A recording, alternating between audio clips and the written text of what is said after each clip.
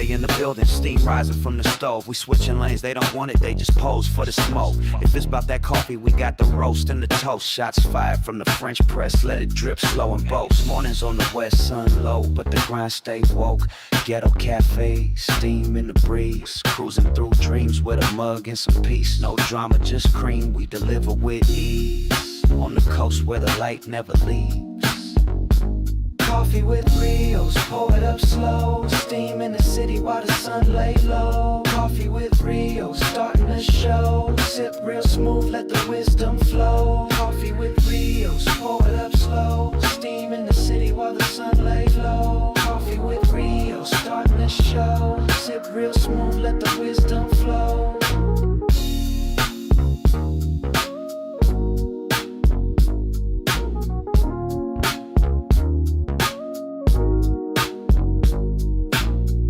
No drama, just cream, we deliver with ease. On the coast where the light never leaves. Coffee with Rios, pour it up slow. Steam in the city while the sun lay low. Coffee with Rios, starting the show. Sip real smooth, let the wisdom flow.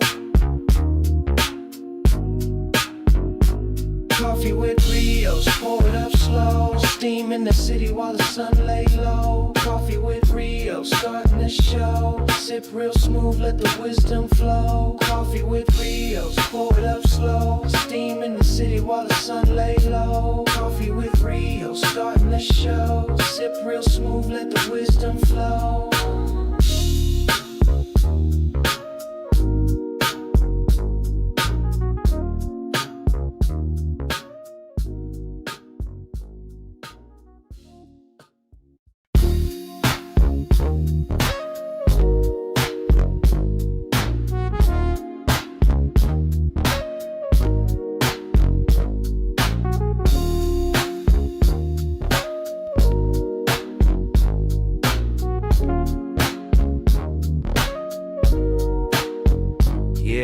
Ghetto cafe in the building, steam rising from the stove. We switching lanes, they don't want it, they just pose for the smoke. If it's about that coffee, we got the roast and the toast. Shots fired from the French press, let it drip slow and boast. Mornings on the west, sun low, but the grind stay woke.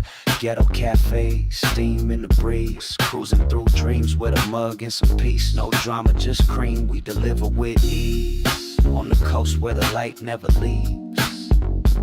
Coffee with Rios, pour it up slow. Steam in the city while the sun lay low. Coffee with Rios, starting the show. Sip real smooth, let the wisdom flow. Coffee with Rios, pour it up slow. Steam in the city while the sun lay low. Coffee with Rios, starting the show. Sip real smooth, let the wisdom flow.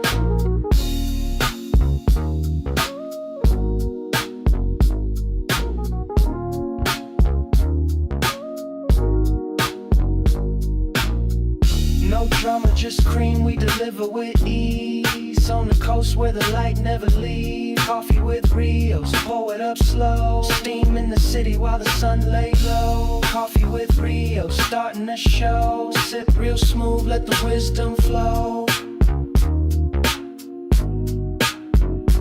Coffee with Rios, pour it up slow. Steam in the city while the sun lay low. Coffee with Rios, starting the show. Sip real smooth, let the wisdom flow. Coffee with Rios, pour it up slow. Steam in the city while the sun lay low. Coffee with Rios, starting the show. Sip real smooth, let the wisdom flow.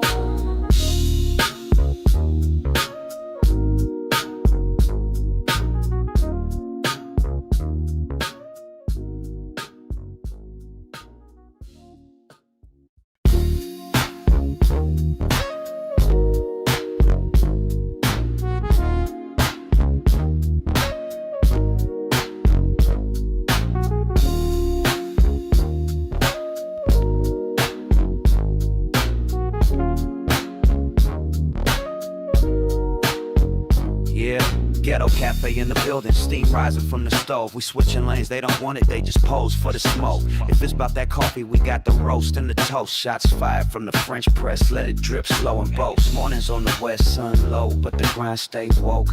Ghetto cafe, steam in the breeze, cruising through dreams with a mug and some peace. No drama, just cream, we deliver with ease. on the coast where the light never leaves. Coffee with Rios, pour it up slow. Steam in the city while the sun lay low. Coffee with Rios, starting the show. Sip real smooth, let the wisdom flow. Coffee with Rios, pour it up slow. Steam in the city while the sun lay low. Coffee with Rios, starting the show. Sip real smooth, let the wisdom flow.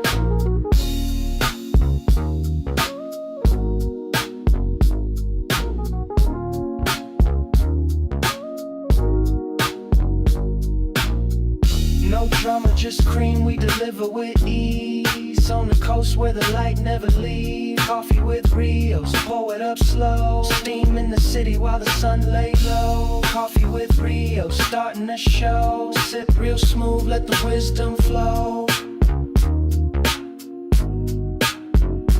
Coffee with Rios, pour it. What's good with everybody, man? What's going down? This is Coffee with Rios. The Wake Up Show. Number one morning show in the whole wide world. Craig, what's going down with y'all good people? What's going on with the Ghetto Cafe? Hopefully everybody had a beautiful weekend. Hopefully everybody's got their day started, got their routine going. Chopping it up with y'all. Good morning. You already know we got to start by saying thank God. Thank you, God, for blessing us with another day, another opportunity to be an impact in somebody else's life. You already know what it is. Thank you, Lord Jesus. God is good all the time. All the time, God is good. Glory to God. In Jesus' name, we pray, amen. What's going on with y'all, man? What's up with the Ghetto Cafe? Do we realize that today is the day that God gave us? Do we realize that? Life is like business. 20% of what happens to you, 80% how you respond. I like that. Kevin Rodriguez dropping gems early in the morning. My bad. I'm responding to.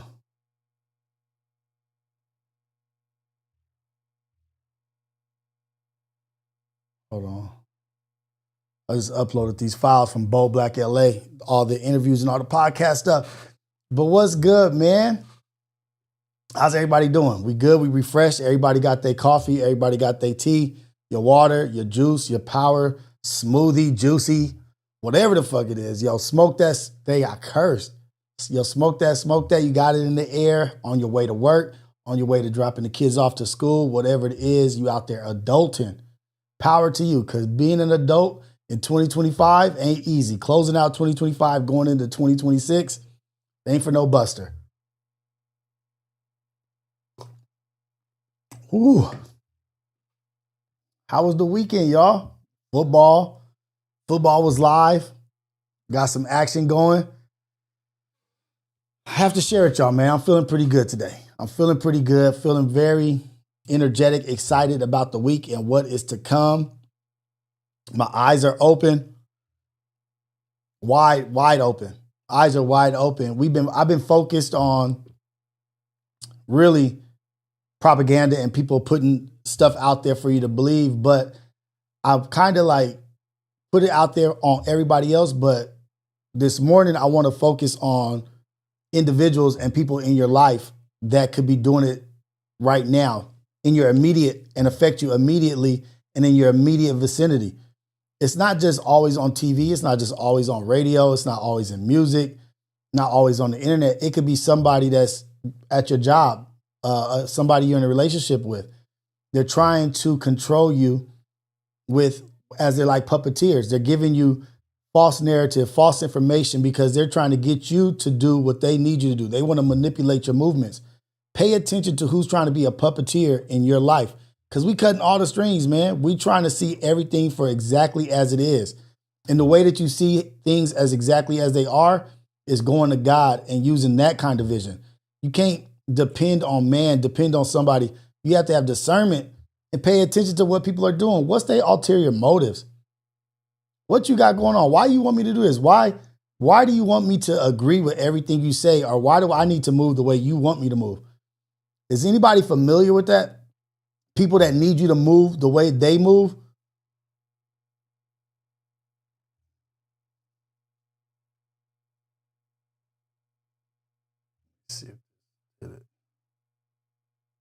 Let's go. Ah, boom. There we go. Got it. Boom.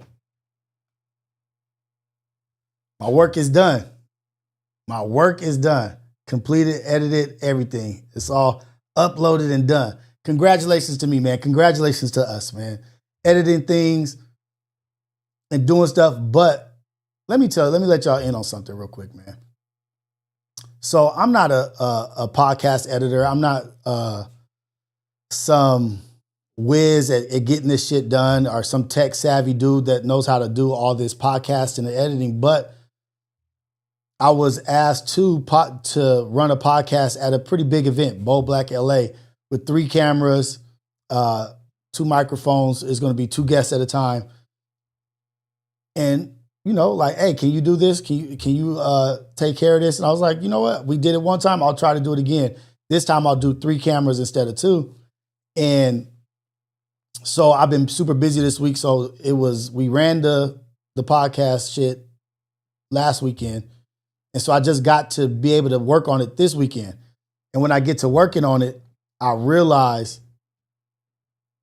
one of the damn cameras wasn't recording. The wide shot camera didn't record. It just black screen. Everything was black screen. So only the 2 individual cameras that were close up, the 2 cameras that were close up only worked, that were on the individual people. So I had to call the dude like, hey man, bad news. I got some bad news for you, man. The wide camera didn't record. I'm like, oh, damn, what's up? Like, what happened? I was like, I don't know. I don't know if the camera was tripping. I don't know if the switcher was tripping. But I didn't allow it to, like, get me down because things happen for a reason. There's some things are out of your control. Hey, it didn't work. I'm not going to beat myself up about it. And I'm not selling myself as some, like, super uber professional that knows how to do all this and I got all this figured out. Hey, I'm rolling with the punches just like everybody else. But I still edited the podcast with the 2 cameras and it came out great. But I ain't gonna let that mistake or that one thing stop me from moving forward or trying to do things or being intimidated by certain situations. Like, nah, I don't know how to do that. I'm about to go out here and figure it out. If I make a mistake, I make a mistake. But we moving forward motion. And still got all the content that we needed, every single interview, but just don't have that wide shot, which we really wanted, which would have just tied everything in together. But sometimes you got to make do with what you got. And you can't sit and sulk and be sad and, oh, I've messed up and this and that. What you going to do about it? What you going to do? Move forward. Let's go. And so now, learn the lesson. Now I learned the lesson. I got to figure out how to check the files before we start actually recording to make sure that all cameras are picking up their image. But that's just something that I went through this weekend. But I ain't letting it stop me. Okay, boom. Let's make lemonade out of, let's turn these lemons into lemonade. That's what we did. We got great footage, great content, and it's going to be cool. It's going to be great. All of it done. Boom. Don't let nothing stop you. You need to spend some money. You should have brought 6 or somebody with you. I should have. And I was doing side interviews and all kinds of stuff, but I didn't know what it entailed. I didn't think it, but also things kind of freestyle and turn into something different. Like, oh, this is what this is. This was that. So you got to go through it to know what's up. I did see Brandon debating Destiny. I did see that. I didn't see the whole, I don't even know where the debate is. I just saw like clips on, I think the dude We Starving posted some clips on his story, or maybe he just posted clips on his page. And it just seemed like Brandon was just using MAGA talking points. Like, just know, where did you get these stats from? What study is this from? You just bringing up talking points. And Destiny was kind of, from what I saw, was just slamming him, like, boom, killing him on everything. And he looked like, I don't want to bash Brandon. I don't know him like that, but he looked like one of the weaker debaters that I've seen in that field. I don't even know how he got to even do a debate with Destiny. I really don't know. That shit confused the hell out of me. Like, who said that this was good? That this is what should happen? Like, what?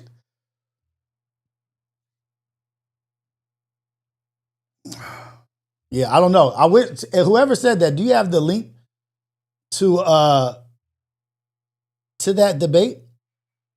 If you have the link to that debate, I would love to watch it. You can send it to me. I only saw the certain clips, and I'm only going off of what I saw, and it wasn't a huge bulk of the debate. It was just small clips.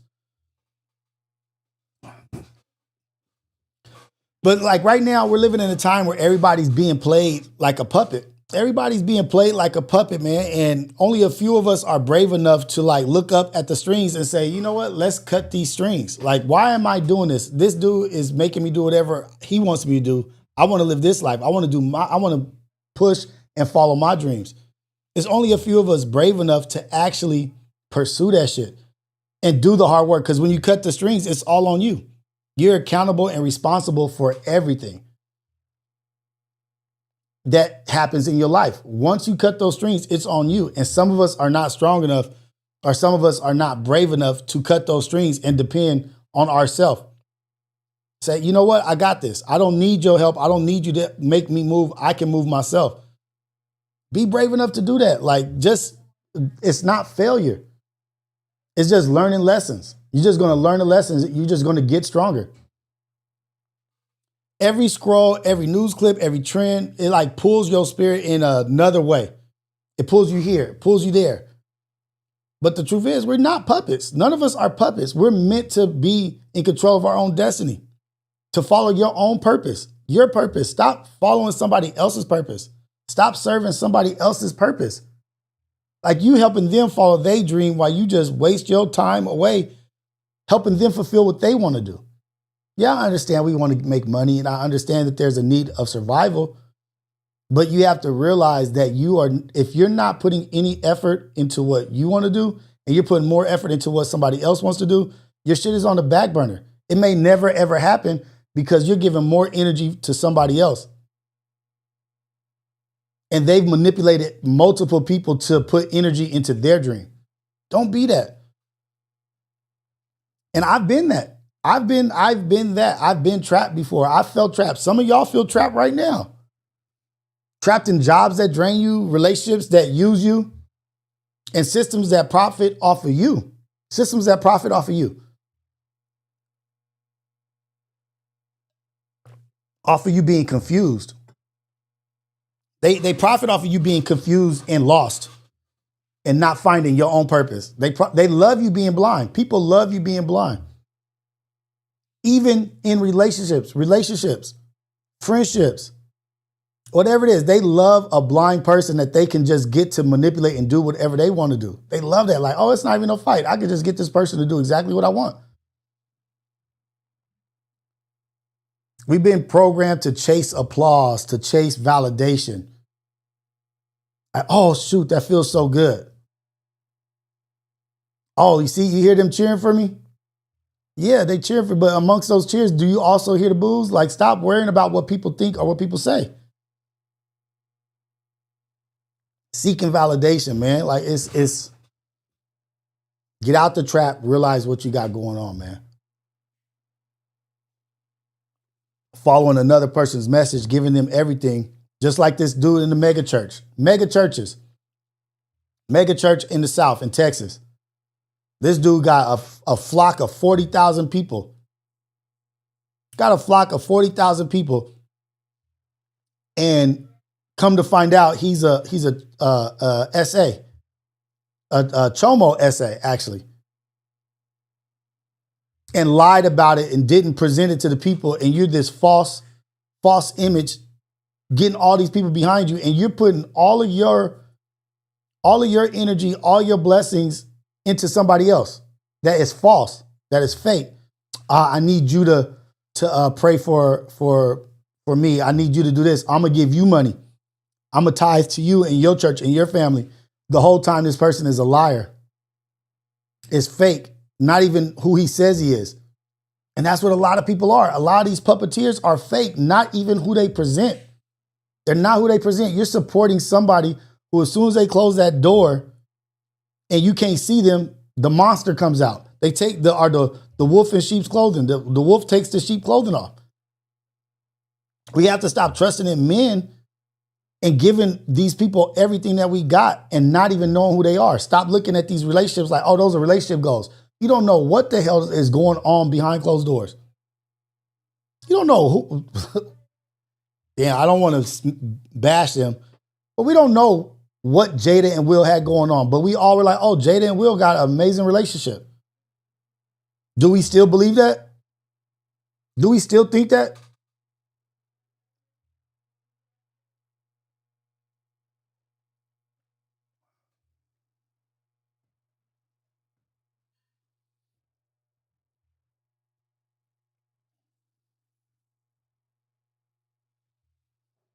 But God didn't bind you to perform for an audience. He didn't bind you to perform for an audience. He didn't like, man, like I don't even know, like that performative effort that you're trying to do, that you're seeking, like, let me do this. Like, that's not even you. Bye, baby. Love you. Bye, Papa. That's not even you. This whole theatrical performance that you're doing when you leave the house. I'm not speaking as if that wasn't me. That was me at a point in time. And let me tell you, it feels so much better being able to be yourself and unapologetically yourself. Like, this is me, flawed and everything. I'm learning just like you learning. And I don't want to assimilate to what you're comfortable with. I don't want to assimilate to be the person that you're comfortable with me being. No, I want to be who I am. You need to assimilate to who I am and accept me for who I am. Go into this world comfortable being yourself. I ain't saying go out here, be a bad person and be disrespectful, but just be yourself. Be honest. Be honest. That way you'll find your person. That way you'll find your blessing. That way you'll find where you need to be, where you fit in. You're trying to be a square peg fitting in a circle because you're trying to be something you're not. So of course you don't fit in. You'll find your circle when you're yourself. You'll find your person when you're yourself. You'll find your match. Who's for you, not who's for the character you're playing. You done found the person that's for the character you're playing.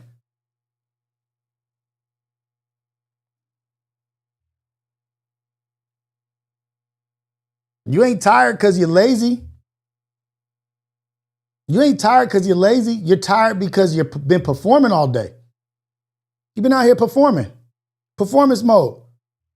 And you're misaligned. You're tired because you're misaligned with your purpose and who you are. Looking at this TV, looking at this video, listening to this. Oh, that person's cool. Oh, this person's cool. I like that person. I like how they move. I like how they walk. Do you like how you walk? Do you like how you talk?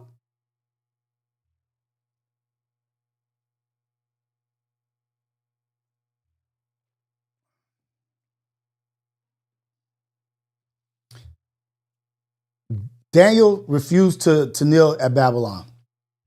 Jesus flipped tables. There's like something going on right now where they're saying, be like nice, be kind. Are they talking about like, just go with the flow of things, like the New Democrats or whatever? Nobody ever gained anything or broke out of a horrible situation just by sitting there. You have to fight. You have to fight back. You have to put that energy out there. You're not just going to break the chains by watching them wither away. The chains ain't going to break and wither away. You got to get the chains off. They want you to be happy with your situation. They want you to be happy and settling for the situation.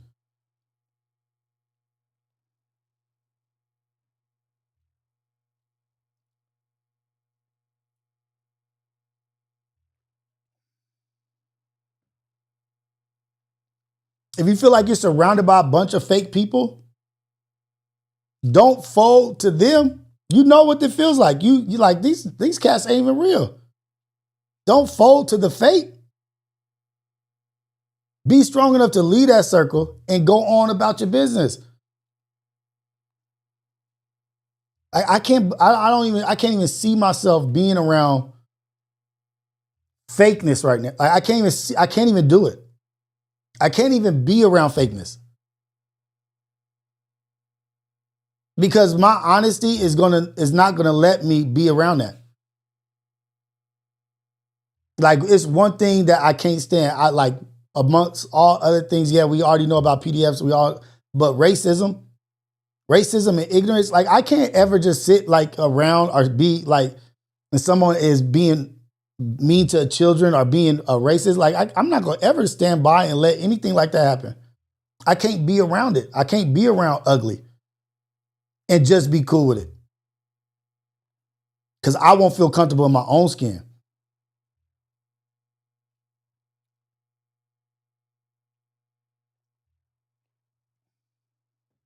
Do y'all understand what I'm saying? You get what I'm saying? You understand me? This is the Wake Up Show, Coffee with Rios, #1 morning show in the whole wide world. Just telling y'all to start this day off, cut the strings. Cut them.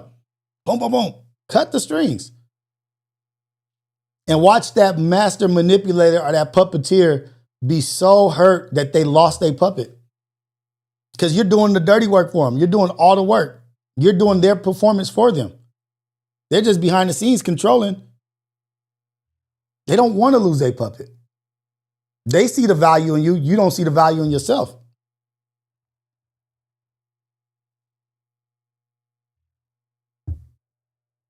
The truth always outlasts the performative performance. The truth always outlasts the performative performance. The stage that they laughed and mocked you on will be the stage where your confidence will break out. It's the same stage. It's the same place. It's just a different mentality. The stage they mocked you on is the stage when you're yourself, you will succeed beyond what you thought.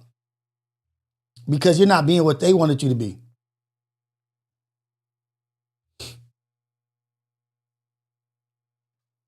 Testimony, trials, and tribulations.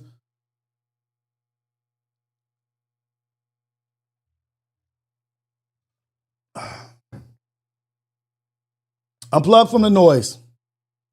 Step off their stage or take control of the stage. Not even step off their stage. Control your stage that you're on. Cut the strings and stay there. Like, this is my stage. Why am I letting you control me here? Don't let no woman, no man gaslight you, manipulate you into being who they want you to be. You'll look up one day and not even recognize who you are.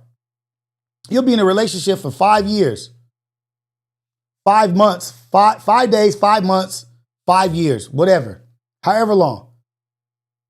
And you'll look up and not even recognize the person in the mirror. Because you've been validating and fulfilling somebody else's dream for who you are. Wake up, y'all. Get back to who you originally were. Get back to the real you, the natural you. Stop chasing these other people's dreams of what you think they want for you.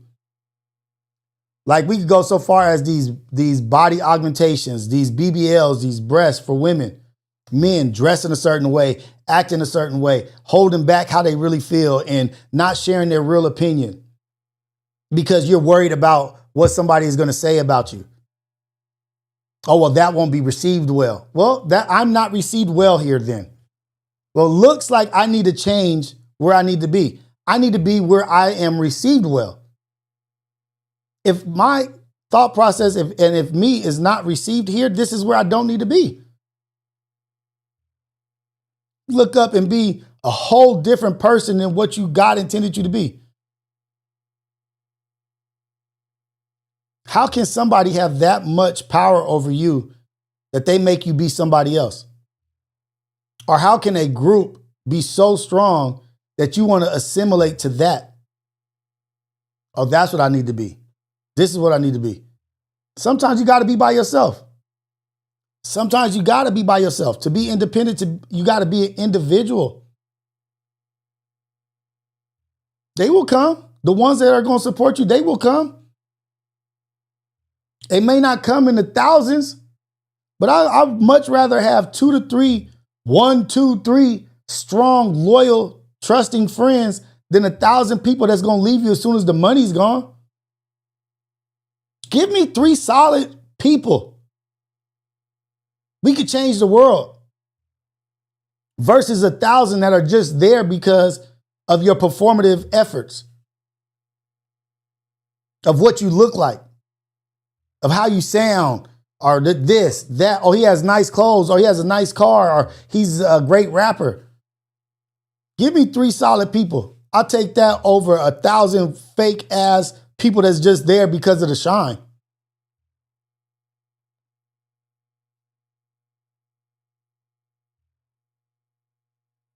Don't need it. Money ain't everything. All money ain't good money. And just because you have money don't make you nobody. Just because you have money doesn't make you anything. Who are you? What's that character like? What's that character like? What's that heart like? What's your spirit like? I don't give a damn about money. I'll be around a broke, good person than a wealthy, dark, dirty person. You know, what does your money do for me? Nigga, barely what does my money do for me? I'd rather help anyway. I give my shit. I give more than I receive. Who are you? Money ain't shit, y'all. Yes, we need it to survive, but they don't say a camel through the eye of the needle for a wealthy man to get to heaven for no reason. How are you so wealthy? Why do you have so much? Who are you bringing up? Who are you picking up? Who are you picking up? What culture, what city, what people, what group, what neighborhood are you elevating?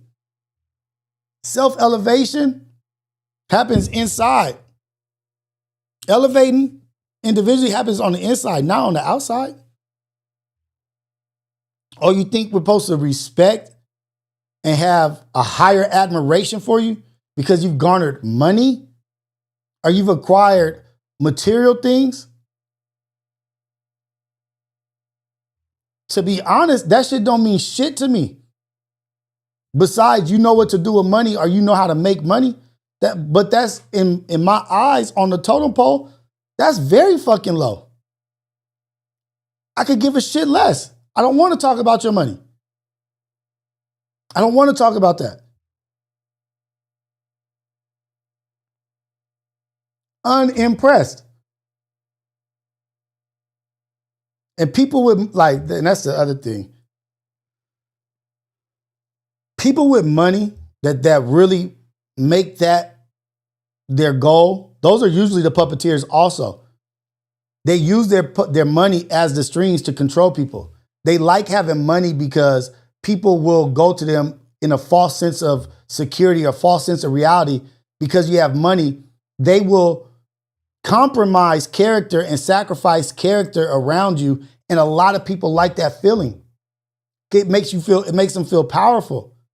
Because people are willing to come around and compromise who they are just to be around you in the thought that they might happen to get some of that money or learn how to do this and that because they're so greedy and hungry for that shit.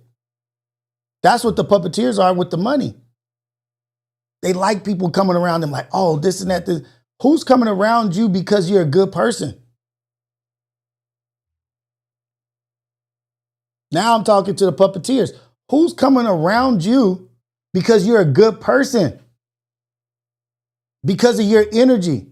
Hey, man, I just came around. That's not around because you got a nice house, a nice car. You flying here, you flying there. That's easy to get flies to go to a window or to go to a light. Flies to shit. That's easy. But who has people around them because they're a good person? You know what? I feel good when I'm around that person. You know what? We have great conversations. You know what? We help. We do this. I feel enlightened. I feel like my spirit is full when I'm around that person. I feel strong when I'm around that person. Where are those people? Who is that? People always come up because how do I say this? Because everywhere, Dang it, I'm trying to say this without saying like giving away. A lot of the circles, a lot of the groups that I'm around are well off, wealthy people. Some of them I've never met before. I'll meet them for the first time or this and that. But you know what is the main question that people ask? So what do you do? So what is it that you do? What do you do for a living? And I always throw them off. Like, well, my goal is to serve God. Serve God and try to be a good person, live a life of servitude. You know, like that's my goal. And these rich, wealthy people be like, what? So, no, that's what I do. And then I hit them like, oh wait, is that not what do you mean by what do I do? I know exactly what they mean. What do you mean? What? Oh, wait, what are you asking? Oh no, what? Like, how do you make money or this and that? What's your industry? Like, oh, are you hiring? Are you hiring? Why? Oh, I thought you were asking me what do I do as a person? Like, who am I? What does that serve? What purpose does that serve for you to know what I do? And I'm like, oh, I just want to know, like, what is the importance of that? You should see how they backpedal and stutter and flip and stumble over themselves when you call them out. Just genuinely like, what's the purpose of you knowing that? We're not here this is not a business setting.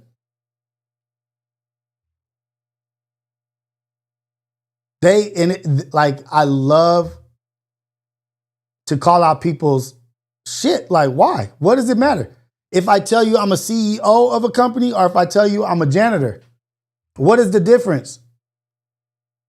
Does that help you box me in? Does that help you put me in a box? Are you more comfortable with me being in a box? Is it easier for you to handle people when you got them in boxes? Like, okay, this box. Is that what it's for? Don't worry about what I do. I do what I do. And it's an experiment every time. And for me, it's an experiment. And then those who are listening, those who are around that understand and get it, they come around like, hey, that was cool what you did there. And they might be well off too, but they're not that kind of well off that's superficial, that insecure well off, that wants to give people titles and find what tier they want to put you in their life. Because then you tell somebody I'm this, they think, oh, how can I use that to my advantage? Oh, shoot, he's a Hollywood producer. How can I use that? Hey, let's go get lunch sometime. Oh, I'm a janitor. Oh, okay. Nice. No, I'm a CEO of a Fortune 500 company. Oh, you know what? Here's my business card. We should get lunch sometime. Let's get the kids together. It don't matter if you a snake or a horrible person. Oh, you make a lot of money? Boom, I need to be around you. The janitor might be the nicest, best person in the world, the custodian, the teacher.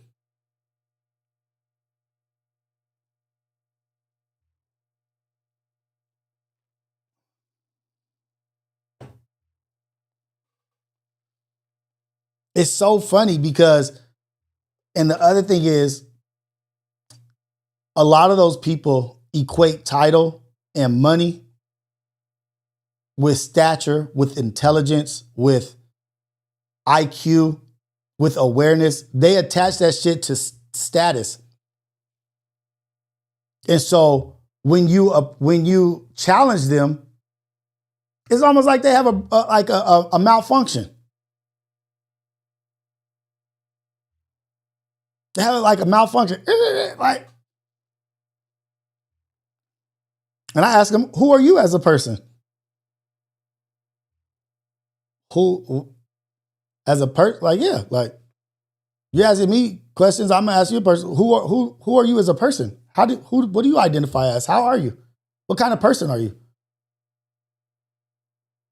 Oh, I'm wrong for asking you that, but you can ask me what's my financial status and where I work. Who are you as a person? Who are you?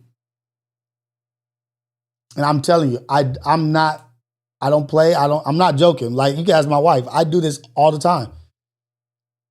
And it makes them so uncomfortable. Don't fix your lips to ask me something personal if I can't ask you something personal. No, it ain't always a business setting. See, this is the cash one. It's always a business setting. It's not always a business setting. And that's how I know your mind is fucked. Because you're looking at everything like a business opportunity, everything like a financial opportunity, everything like a come up, instead of just being around just to meet good people.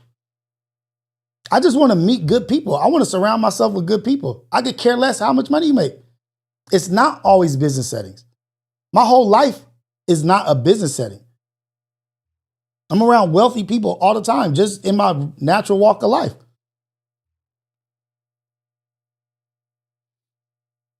It's not always a business setting. If I'm somewhere networking at a networking event, you think I would be saying this? At a networking event, you're supposed to be trying to network and get things like that. But I'm talking about in life. These people look at everybody like a business opportunity. Instead of an opportunity to get to know somebody on a human level and connect with them. That's what's wrong. We're not connecting humanely. We're looking at everybody like a dollar sign, an opportunity. Everybody's an opportunity. Everybody's a dollar sign. Oh yeah, that's my homie, that's my boy, that's my nigga. You just known him for a week. You only known him for a week. But your boys, your niggas is based off what they can do for you. You'll talk more about somebody you met a week ago because you want them to benefit you. You want to benefit. Everything is a motive. They all have these ulterior motives. I can sniff them out from far away. Transactional relationships. It's all transactional for these people. Everything is transactional. I only say people's names or be around people if I can get something in transaction. What do I get out of that financially material? Outside of my spirit, what do I get? How does my spirit feel? How do I help them? Instead of like, how do I meet people and help them?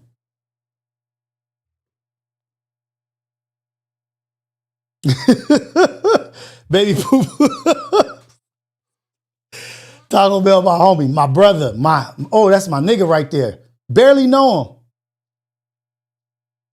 But he's your dude or your sister or whatever, your person, based off they financial or what they can do for you transactionally. You got somebody you known your whole life struggling and trying to get into a position to do something. You don't even talk about them because it doesn't put you in a better position in your mind. It doesn't put you in a better position because it doesn't equate to dollars for you, or it doesn't equate to you leveling up in life. Because your level up in life is only money.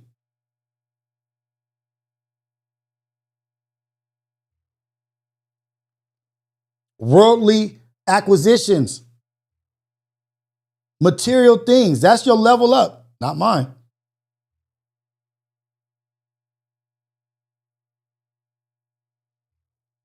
Not mine. I refuse. Shout out to the Ghetto Cafe, man. This is the Wake Up Show with Rios. Coffee with Rios, man. Please like, subscribe if you haven't. Please do so. We just in here chopping it up. Stop giving people power over you. Stop giving power to money. Stop putting people on a pedestal just because of what you think they've acquired. People that ain't honest with their failures. They got answers for everything. No, none of they mess ups. I got a ton of mess ups. I got a ton of imperfections. What's wrong with you? What's wrong with you? Honestly, what's wrong with you? See what people say, like, shit, well, you know, I got a gambling addiction. I smother people in my relationship. I'm this, I'm greedy, I'm selfish, I'm lazy. Everybody's got something wrong with them, but be wary of those that promote as if they are the answer at all times. I got life figured out. Got it all figured out. No, you don't, and neither do I. I'm just out here trying to be a good person and trying to warn you guys against these people, these master manipulators. They're out there preying on you. Don't even know that they working on you.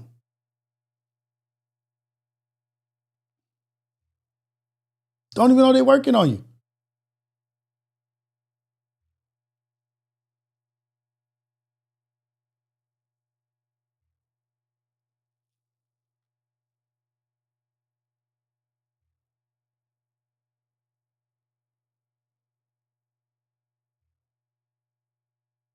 Cristiano, great week for a great week. God bless. Thank you for the super chat. Thank you very much. Thank you very much. Shout out to the syndicate, you guys. Shout out to Imperfect Perspective. Shout out to Anya coming through to the syndicate. If you guys haven't watched the syndicate from Friday, please do so. Please go watch, like, subscribe, leave a comment. Like and leave a comment on Friday night's syndicate. Last Friday we did syndicate. We also did Friday, we did Imperfect Perspective.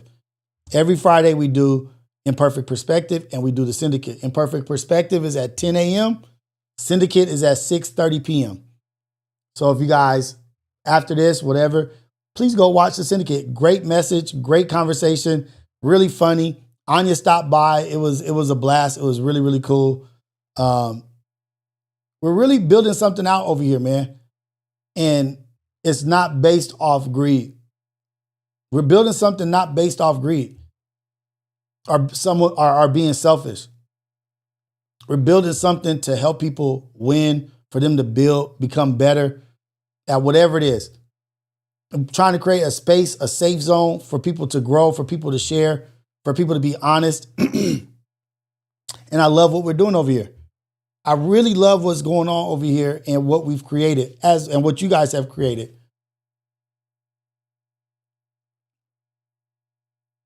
Safe space. I see you, Cali Bags.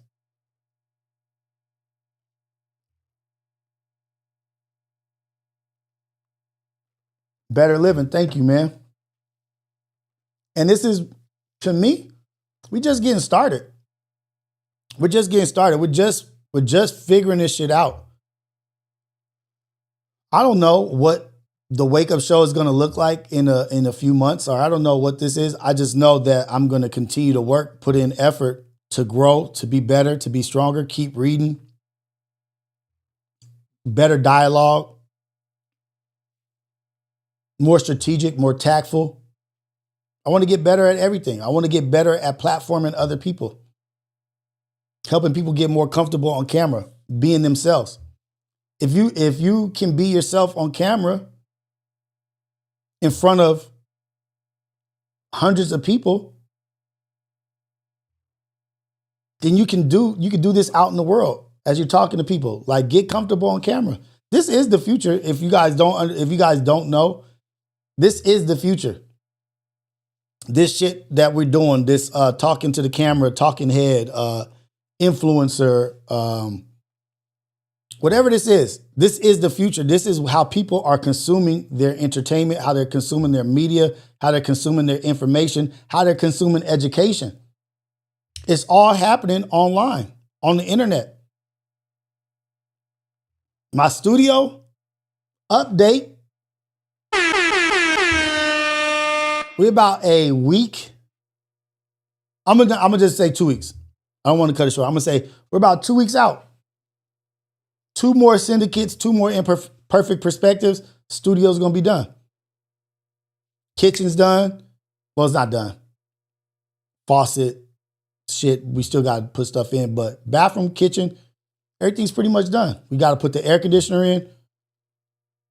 And that's from your guys' support. That's from what you guys have supported me doing. Our little channel, my smaller channel, I don't want to call it little, but our channel that we're building here has created a space for me to build out of. There's way bigger channels that get way more money, way more super chats. And what do they do with that money? Buy clothes, cars, this. I downgraded my life. So I can build more for us.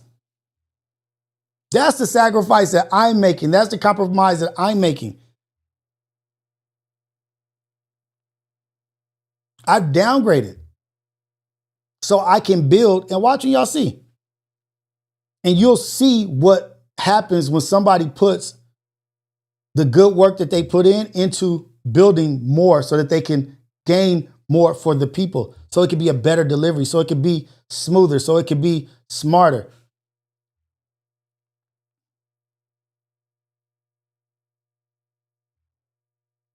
With this platform, I've done that. Just think of what the possibilities of these bigger platforms could do if they put back in to the pot instead of looking better than the pot.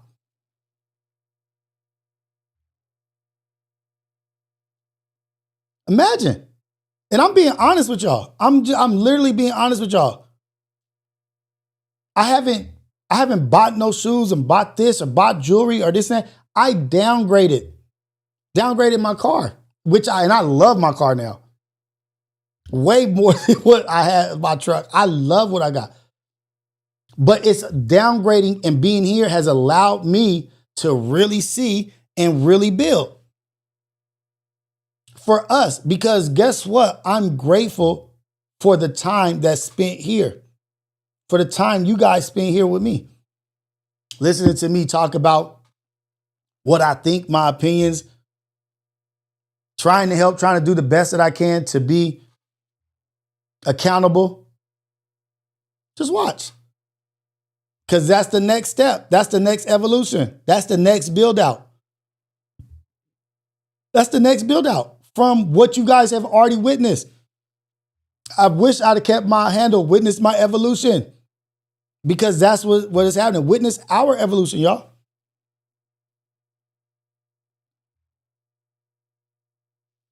So I appreciate you guys, man. Really appreciate you guys. Hey, it's all good, man. It's all gravy. I'm not wasting shit. I'm not wasting nothing. Maybe I might eat a little bit too much Postmates. I need to get my Postmates under control. What up, Sexy Day? I see you in the building. Oh, you know what? I don't know if he's up in here right now, but I saw somebody getting out of line during the syndicate in the chat. As soon as he jumps in here, I am blocking his ass forever. Damn, Rio, Cristiano Carranzo. Damn, Rio, you're a testimony to God. This one's for the studio. Thank you, brother. I appreciate it. I really do. Internet coming soon to the studio. TV's coming soon. The decoration of sofas and how it's going to be set up. The 2-man setup, the group podcast setup. It ain't the biggest studio, but I'm going to make the most out of it. Hey, when he comes up in here, you'll know, because as soon as I see his name, I am blocking that cat to smithereens. Just saying it. Just saying. Just saying. He get blocked palabra. Oh, shoot. Oh, man. I was in my head. I was like, ooh, wee. I'm being cool. Now it ain't pain season. Or was pain season acting up too? I didn't even see. It was another one who be kind of on borderline in the mornings. He be kind of borderline in the mornings. And I'd be like teetering with the person, but no more teetering. We ain't on the seesaw. You're done. You're done.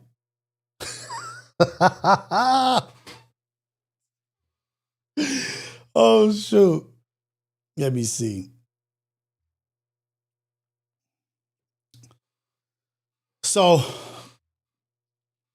we've been seeing violence on the tube, right? Like they just showing violence on the tube. Violence this, violence that, shooting this, shooting that. Ben Elohim, I've never been Pun's puppet. Never been Pun's puppet. You out your mind. There's violence everywhere. Violence everywhere. They're just showing it, promoting it. Oh, this mass shooting. Just recently in Brooklyn, there was a mass, they call it a mass shooting, but it was a gang-related shooting inside of a club.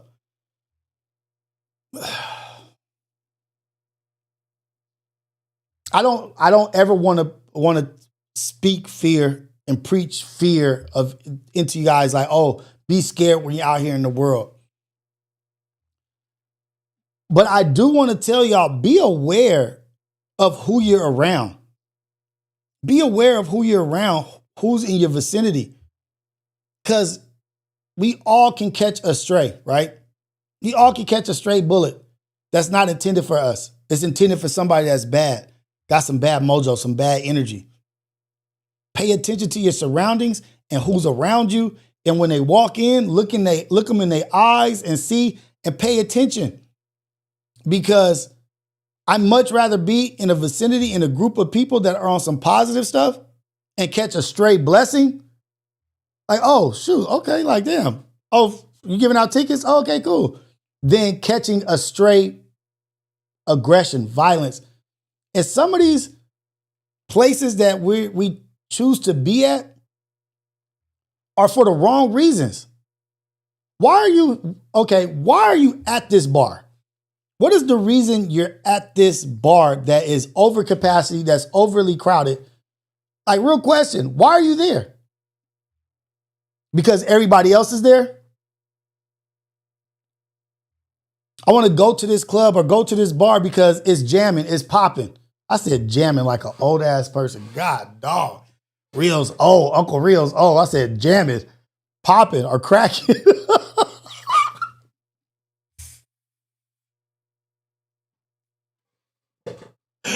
Oh, shoot. That's just jamming.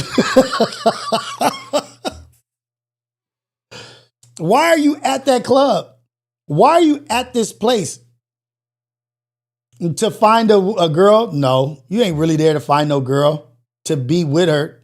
You ain't there to find no man. Not really. You there to look good, to show what you got, to floss, to be pretty, to be handsome, to buy drinks for people, to show off to other people. Is that really why you're putting yourself in danger, to show off? Possibly get robbed, possibly get into a fight, possibly in these places. What are you there for? Jam and jive turkey.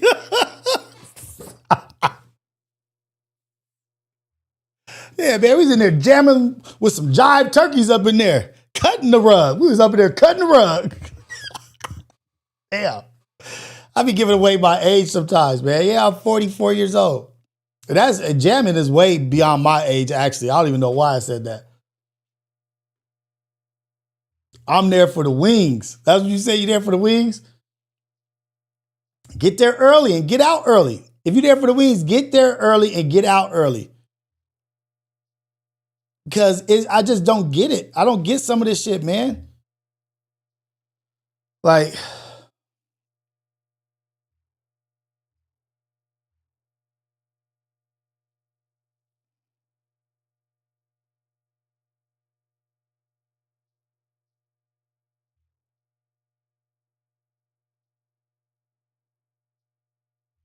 dang it. I'm trying to find this thing.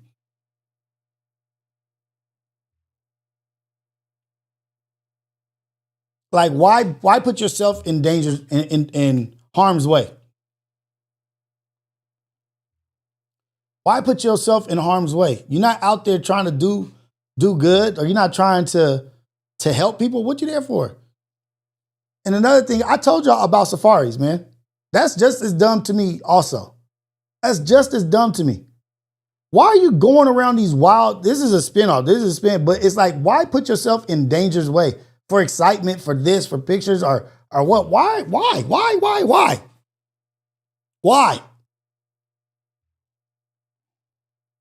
Let me make sure I have, you guys can hear this.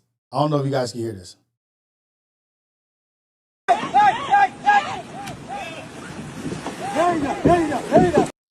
Who's playing with elephants? Who the hell is playing with elephants?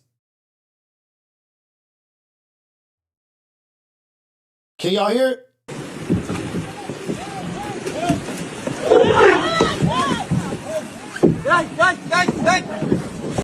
The elephant is bigger than any car you've ever driven. Bigger than any car you've ever driven. And you're out, and it's got swords on the end of his head that are 6 feet long. Why are you out here in the water with elephants? Let alone, I'm worried about the crocodiles. I'm worried about crocodiles in the water. You in a canoe? This is just as dumb as going in crowded ass places where people getting drunk and people, the security is their homeboys letting them get in. Same damn dumb difference.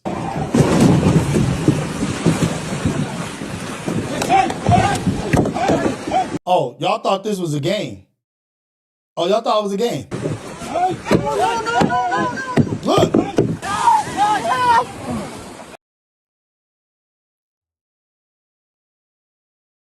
I don't want to play with no animals.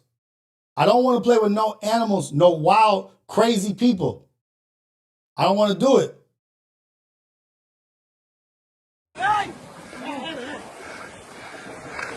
Oh no. Oh no.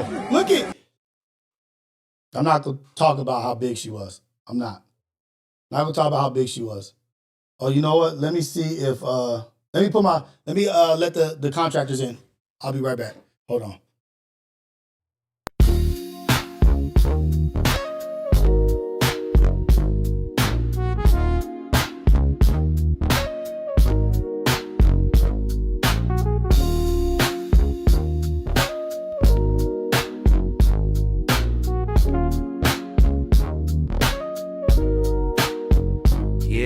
Ghetto cafe in the building, steam rising from the stove. We switching lanes, they don't want it, they just pose for the smoke. If it's about that coffee, we got the roast and the toast. Shots fired from the French press, let it drip slow and boast. Mornings on the west, sun low, but the grind stays woke.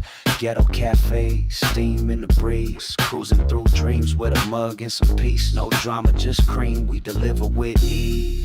On the coast where the light never leaves.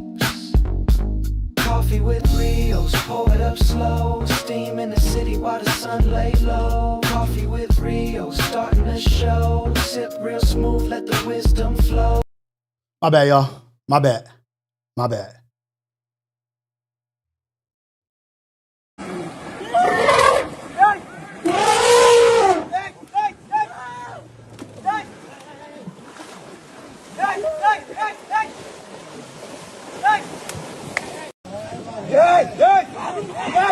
This dude's in a canoe, not with a paddle. Not a canoe with a paddle. A canoe with the stick that pushes it. And you mean to tell me there's a possibility that there's a, well, how much do they weigh? 2 tons, 3 tons? Monster with horns and a head the size of a Volkswagen out here in this water with a family? And I look like I'm a predator to him? And you got a stick pushing the canoe? Look how fast this thing is moving in the water. I can lift your ass. Look at you, big as the elephant in front of the canoe.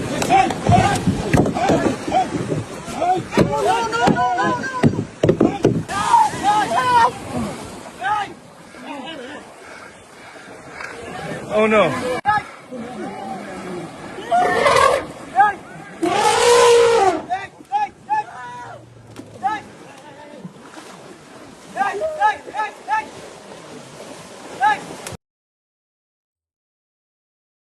Cashwell, you got the weirdest thoughts, man. Bring the contractor on camera. You want me to bring a man on camera? What you want to see him for? What you be thinking, dude? Like, what really be going on? Like, what you be thinking? Like, the hell?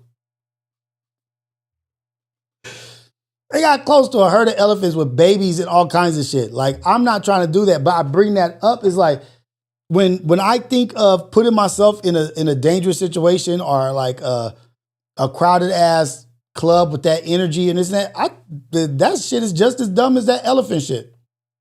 It's just as dumb as going on a safari with wild animals that's trying to kill you.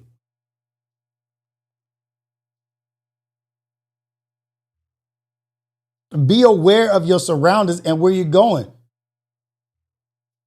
Wait, I'm going in a canoe with a stick and all we have is life jackets.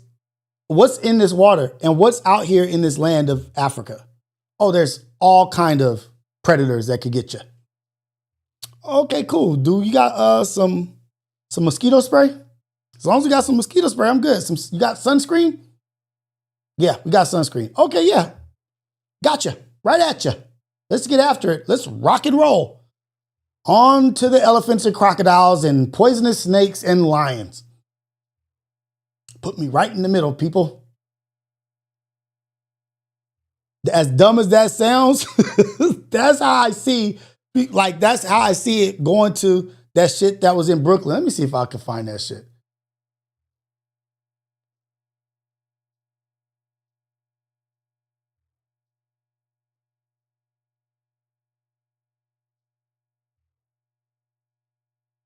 Nope.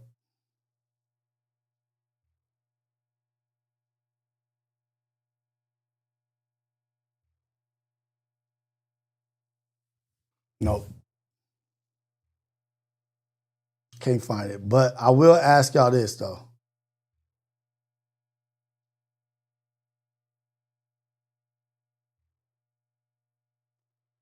Aisha I Curry want to is know what y'all think about this. This Aisha Curry thing. I don't know if you guys are aware of it or you've seen it, but I do want your opinion. a perfect example of why it is so important to have a hoe phase. Go be a hoe. Be a hoe. But be a safe hoe though. Like protect yourself. Do y'all believe this? And don't get pregnant. That's why she's sitting over there feeling trapped. Trapped with Steph Curry. Sometimes you gotta go through some stuff to really appreciate what you have. She probably ain't never been hoed. She probably ain't never been drugged through the mud by a dude. She probably never had a heartbroken time and time again. That's why she can't really appreciate what she has, because it's like, I need something edgy. I need something fun. Like this mom stuff. This being married to Steph Curry, this shit is boring. And now she's really rebelling. She want to be in the streets. She want to be desired by other men. She probably want to do something with another man because she probably never experienced that. Like, when did they get together? Like high school or something? That is not enough time to be out in the world and do stuff and experience stuff. Like, you don't have to experience a whole lot. But I don't think she experienced anything at all. And now she's tied down, married with kids. You can't go do your thing right now unless you go do your thing and run the risk. Like, you ain't just no Lucinda from down the block. You're Aisha Curry. Right. If you go mess with anybody, trust me, we gonna know about it. Aisha Curry is a perfect... So I bring this up because I do want this to be a debate prompt. I want to see what people think and how you feel about this. Let me preface what Aisha Curry, I don't know if you guys saw the interview. She was like, she had her own goals. She had her own dreams. She never wanted to have kids. She never wanted to be what she is right now. And I get where she's coming from or what she's trying to say or what she's trying to say. I never had this vision for myself either. I never had this idea of 3 kids and married in a nice house and having stuff done and this and that and being in a good position. I didn't really think about that either. But I'm not saying that I never wanted that. Like, yeah, like who doesn't want that? Who doesn't want to be happily? Maybe some people are like that, but never in your life, you never wanted to be married. You never wanted to have kids. You never Why even say that is my thing. Like, don't even say that shit on some stupid ass podcast that you don't have to say it on. I'm gonna go to it just so you guys can see. It's not as bad as, well, maybe it is as bad as people are trying to say. But what that girl is saying is that women have to go through a whole phase. What? Kids. I didn't want to get married. I thought I was going to be career girl and that's it. And I had my eyes set on my goals, and I was never the little girl that like dreamt about the wedding dress and all of that. And then it happened so early in my life. Did you talk to Steph about it? He tries to resonate with me, but he just can't. And he also comes from a place of like, it's effing stupid. Like, it's not true. So why are you? And I'm like, but wait, like, listen to how it makes me feel. And he's like, but why does it make you feel like that? It's not real. After we got married, we found out we were pregnant with our daughters so quickly. I didn't even have time to think about what I wanted anymore. It's so interesting. I spent my entire life like trying to work towards something, and then it kind of just disappeared, and I didn't think twice about it. But after my daughter turned 1, I remember there being a shift and being like, I have goals for myself. Like, this doesn't feel right. I love being a mom, but I love doing other things too. And I need to What is a Zan voice? You can have a Zan voice? get my shit together and figure out what that looks like for myself now. If I have a career and I'm Yeah. not home, like did you experience that? I still experience Okay. that. I still experience that. I'm always in therapy talking about this. If you lose all of those things that were interesting about you, even for yourself, like even You look up and don't recognize who you are. Don't be too rough on her. Don't be too judgmental. You look up, you're living somebody else's dream, somebody else's purpose, and you don't recognize who you are. even the things that made me feel confident and cool, then what are you doing? I didn't want kids. I didn't want to get married. I thought I was going to be career girl and that's it. And I had my eyes set on my goals, and I was never the little girl that like dreamt about the wedding dress and all of that. And then it happened so early in my life. Did you talk to Steph about it? He tries to resonate with me. He tries to resonate with me, but we just don't understand each other. Like, he doesn't get it.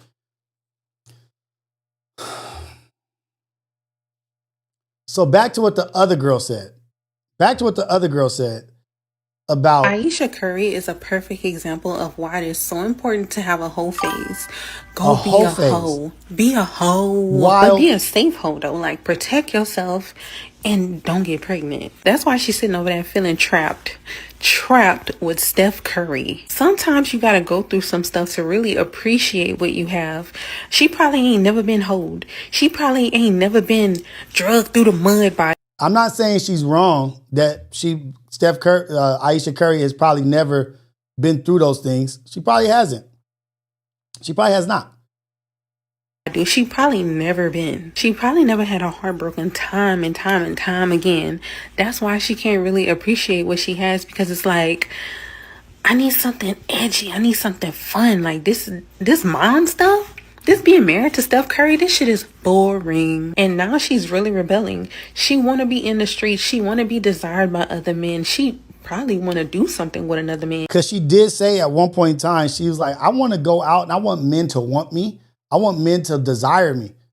Like, I don't think, is there something wrong with saying that she wants men to look at her as a beautiful woman, as a symbol of desire? You know what I mean? Is that wrong to say that she wants that? But you're married. Why are you saying that? because she probably never experienced that. Like, when did they get together? Like high school or something? That is not enough time to be out in the world and do stuff and experience stuff. Like, you don't have to experience a whole lot, but I don't think she experienced anything at all. And now she's tied down, married with kids. You can't go do your thing right now unless you go do your thing and run the risk. Like, you ain't just no Lucinda from down the block. You're Aisha Curry. If you gonna mess with anybody, trust me, we gonna know about it. Aisha Curry is a perfect example of why it is so important to have a whole phase. Okay, so now let's talk about it. I see you, Tati. What up, Tati? You need to have a whole phase. We have two things right now. We have Aisha Curry divulging too much information, I believe, that puts her husband kind of in a weird position. You know what I mean? Like, okay, now we need to have a conversation. And you're not even married to a regular dude. You're married to somebody who a lot of people, not everybody, but a lot of people consider might be the GOAT in basketball, one of the greatest to ever play the game. And of course, you didn't dream or fathom that this was going to be your life, but God, dog, didn't God bless you with an amazing person? And from people that I know that know him, that we've been in the same circle, he's a great dude, nice guy. Very giving, very loving, charitable, this and that. The fact that she's comfortable enough to say that, it lets me know that he ain't, you know, whatever, I don't need to say that. But you're putting me in a bad position. I've been doing everything. I've been having kids. I've been married with you. Steph ain't been in no drama, no controversy, no nothing. Everybody talks about LeBron not being in controversy. Steph ain't been in no controversy outside of his wife saying crazy shit. LeBron just benefits from his wife not being silly. But Aisha Curry be saying some silly shit, and you got a dude who ain't never dragged you through the mud, ain't never did nothing bad, ain't never been in no BS, and he could be in a ton of it.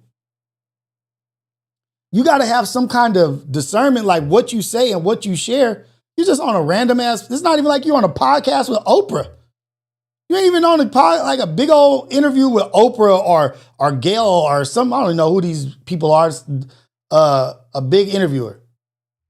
You're just on a regular ass podcast divulging this information. What's the purpose? What's the point? Or maybe they have such a good relationship, and they're so open and so comfortable that she could talk about things like that because they've talked and shared. If that's what they got, that's what they got.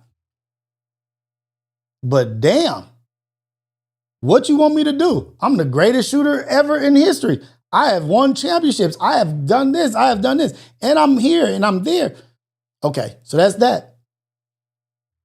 I don't think she should have done that. Yeah, I hear what she's saying. Like, I wanted to be this. Or I wanted to be an astronaut. Yeah, everybody want to be something like some shit that they ain't never gonna be. But damn, shut up. But now let's go to the point of, Tati, I seen you in here saying that you need to live before you get married. You need to live and be wild and experience life before you get married. I saw somebody else say you got to go through tough stuff. You got to go through tough life. You got to go through some experiences before you get married. Why? Why? Why do you have to go through some stuff? Why do you have to experience a bunch of stuff before you get married?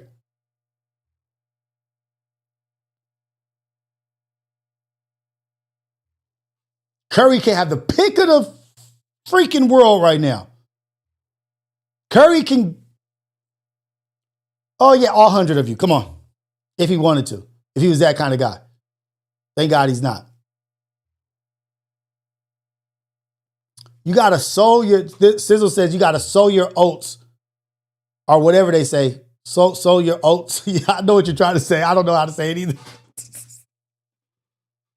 Soak your royal oats or what, I don't know. So you mean that you have to experience a whole phase so you can be satisfied as a wife? What if you experienced in the whole phase some back breaking, banging ass, backshot sex, just intimate, passionate, amazing sex, and then your husband is just some basic ass dude in bed? You always gonna be thinking about that back breaking shit, right? Are you gonna always have somebody to compare to, or should you marry the back breaking shit so you don't think about that? But my thing is, I don't think you have to go through no whole phase to get married. I don't think you got to go through tough shit to get married. I think you have to embrace who you're with and build with who you're with, because guess what? It's way more people that have gone through whole phases than have been in Aisha Curry's situation. There's way more women who've been through whole phases, ain't got married, maybe got married, got divorced, been unhappy in their marriage. It's way more of those than what she is. There's way more of those than a girl married to Steph Curry,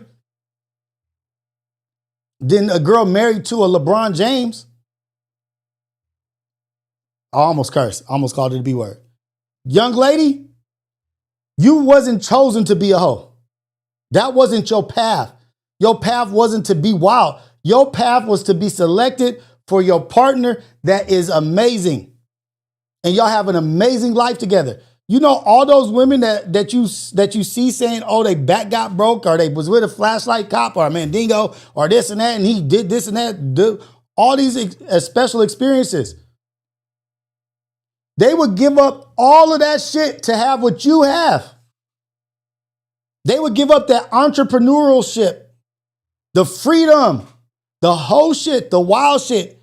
They will give you that times 10.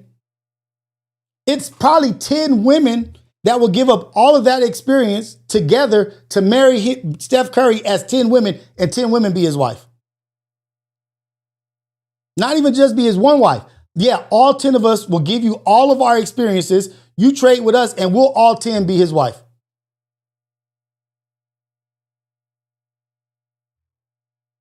Throwing your pussy around is not a good thing. And the same for men.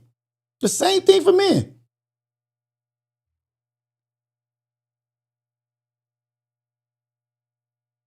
This is the typical case of having, like I said, we don't know what somebody's household is. We don't know what goals. That could not be goals. That could be exactly what I was talking about earlier about Will and Jada.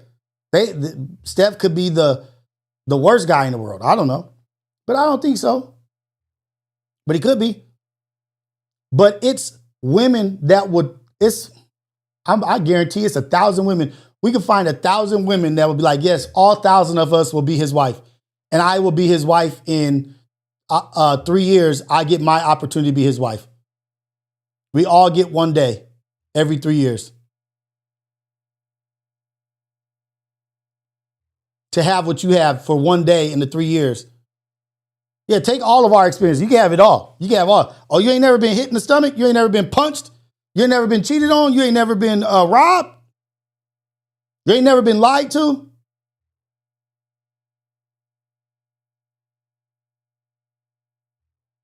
That's what you want? The excitement of that? That's why I completely disagree with this woman. And I completely disagree with that mindset. That is what's fucking shit up. That mindset of not realizing what you got is way more valuable than a whole phase.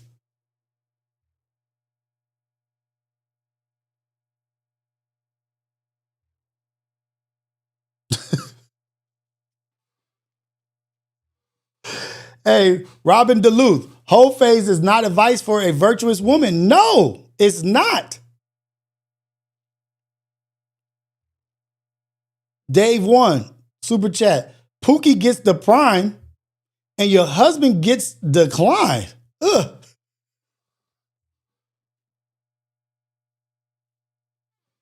You was throwing it all over the place for Pookie. Hanging off the chandeliers, hanging off the ceiling fan, upside down, doing this, doing that. But then you get with me. I got it after 5 Pookies. This is not what I signed up for.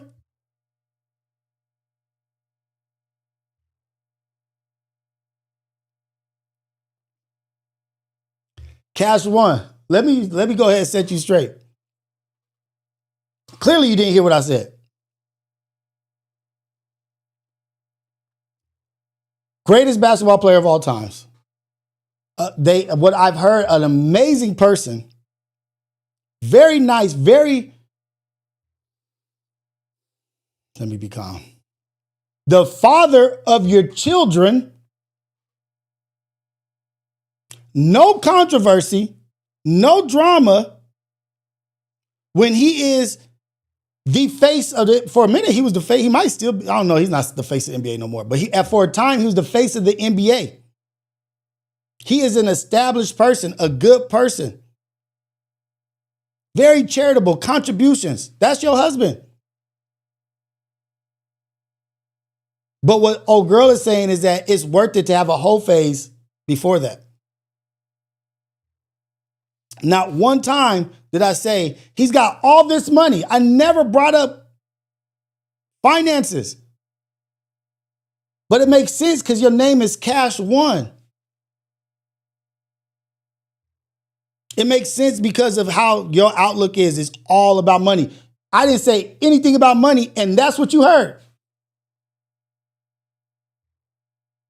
You heard money. I didn't say money once. I didn't say big house once.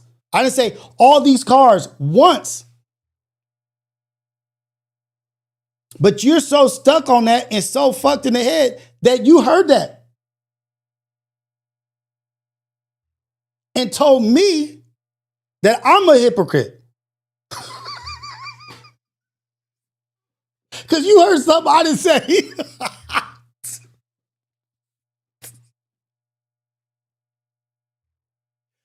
Dude, I'm not even going to go too hard, but what? This is the wake-up show, Coffee with Rios, where people are one person is so screwed in the head that they will make out that you said something that you didn't even say. Not one time. That shit got old boy done. It's done.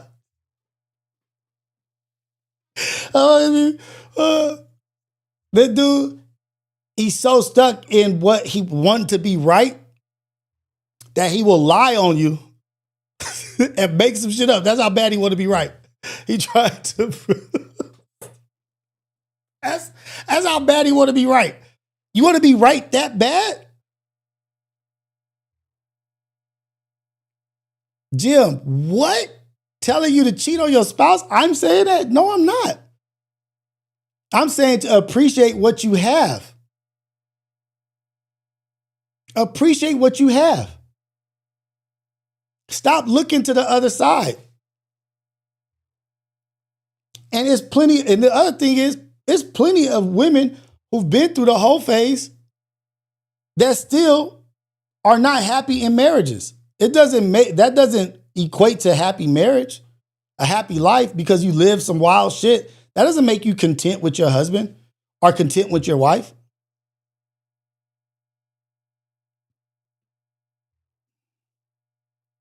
Would y'all, okay, this is the men. Then I'm going to ask women. Men, would you rather have a woman that's been through her whole phase and her wild phase? Or would you rather be with a woman that went to school, did whatever, was just cool, kind of like Square Bear or whatever, and then you guys found each other and you got married? She may have had a boyfriend or two or whatever, but never went through no wild whole phase. Y'all want a woman that's been through a whole phase or not?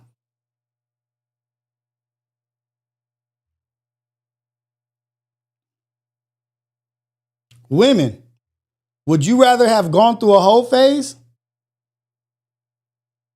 than to have a couple boyfriends and then get married and then your life is set how you married? Or do you guys value living on the wild side, being a little bit more promiscuous versus being in a marriage with a husband that you guys are focused on each other, on that union and having children? Is a whole phase that important?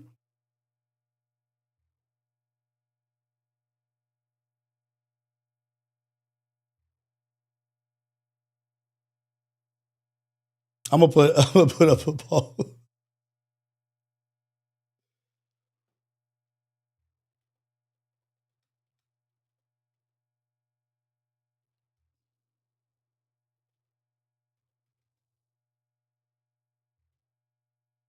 Uh-oh.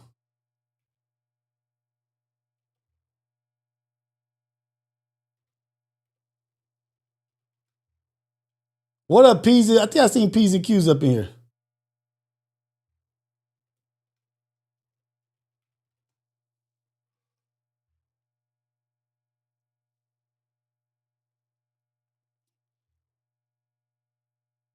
What a cat. You said it without saying it, bro. All the stuff you said, equivalence back to the dollar, bro. Go ask ladies, hey, do you want to be with his basketball player for him being a basketball player or the money?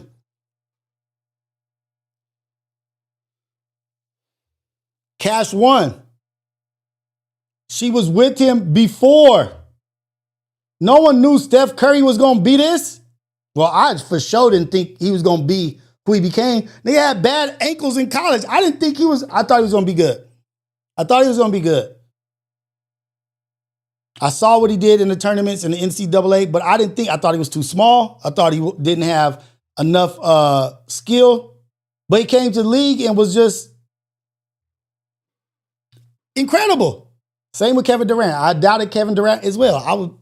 I'd be off of basketball sometimes.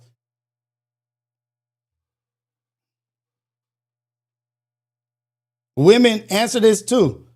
Please answer the poll too, women. Women also answer the poll. Should a woman have a whole phase or no phase? And I'm not saying just because a woman had a whole phase that she can't be a good wife. I'm not saying that either. I'm not saying that. But I'm saying off of preference. Because a woman that went through a whole phase could be the best woman in the world. Look at Drea. So Drea, she said, can't whole phase be erased?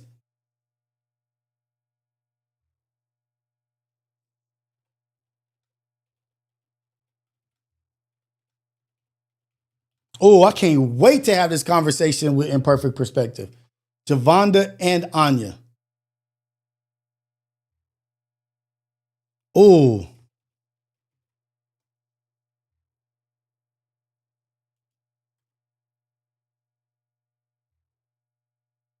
I don't think I'm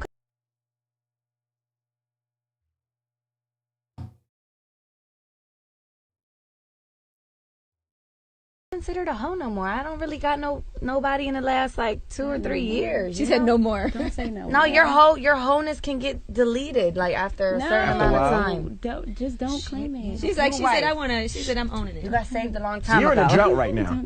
I am in a total drought. You know what's funny? Angela. Check this out. I'll go back. I don't think I'm considered a hoe no more. I don't really got nobody in the last like 2 or 3 years. She said no more. Don't say no. No, your wholeness can get deleted like after a certain amount of time. Don't claim it. She's like, she said, Sickle cell soldier, let me tell you something. You're in a drought right now. I am in a total drought. You know what's funny? Angela. Hello. Dang it, why do I keep doing that? My bad. Sickle cell soldier. Let me answer that. Let me say something to that. You said, where'd it go? Dang it. I saw you say something. You said if she feared God, she would be a virgin. Just because you fear God doesn't mean you're perfect. Just because you fear God doesn't mean you don't sin. You can fear God and still sin. We're born in sin. Like, we're all gonna make mistakes. Only perfect was Jesus. How are you going to equate that with like fear? Like, she would be a virgin if she feared God. Like, oh, you wouldn't have stole if you fear God. You wouldn't have been this if you fear God. We fear God, but people still sin. People still make mistakes. People are still imperfect.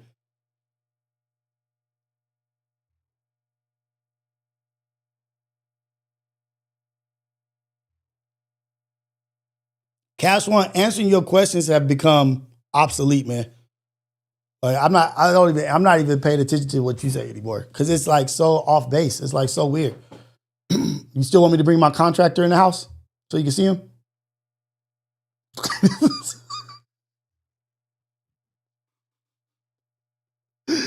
Oh, shoot. God says no one is perfect, man. You're going to commit sins. No one is built perfect. You're born in sin. No. Are you out of your mind? I'm not going to answer him.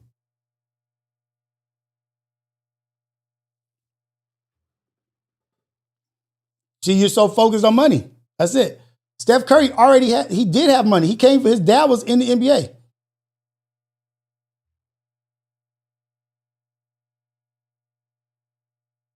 Don't focus on the money, dude.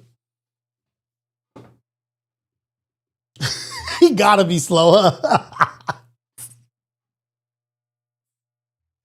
I'm gonna tell you this right now. I'm 100% sure nobody knew Steph Curry was gonna be who he is right now. Even at his peak in college, at the peak of his college career, nobody knew or thought he was gonna be what he became in the NBA. Nobody.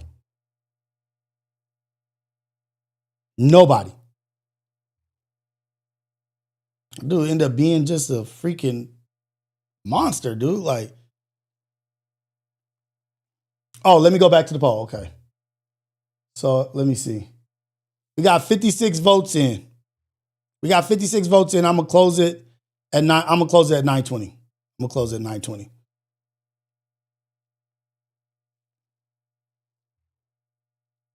Curry had ankle issues. It's like his ankles won't hold up. He used to have them big ass ankle braces on and all kinds. Like I was like, this dude's done.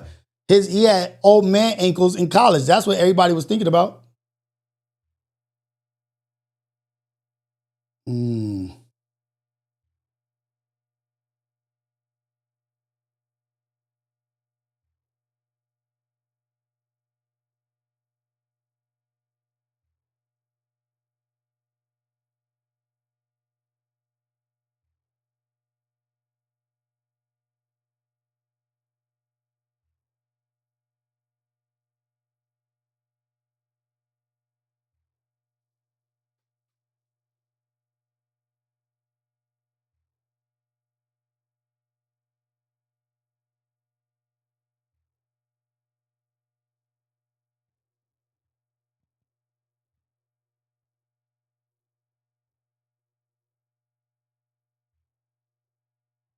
My bad, you guys. I'm sorry.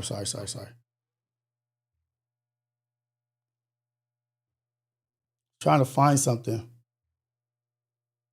Can't find it.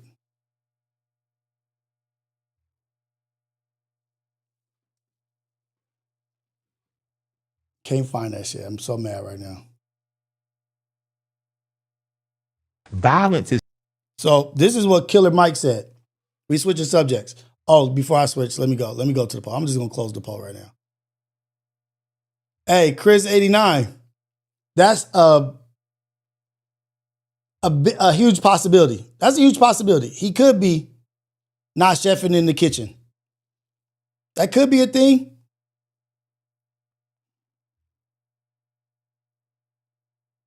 That could be a thing. It could be. But damn.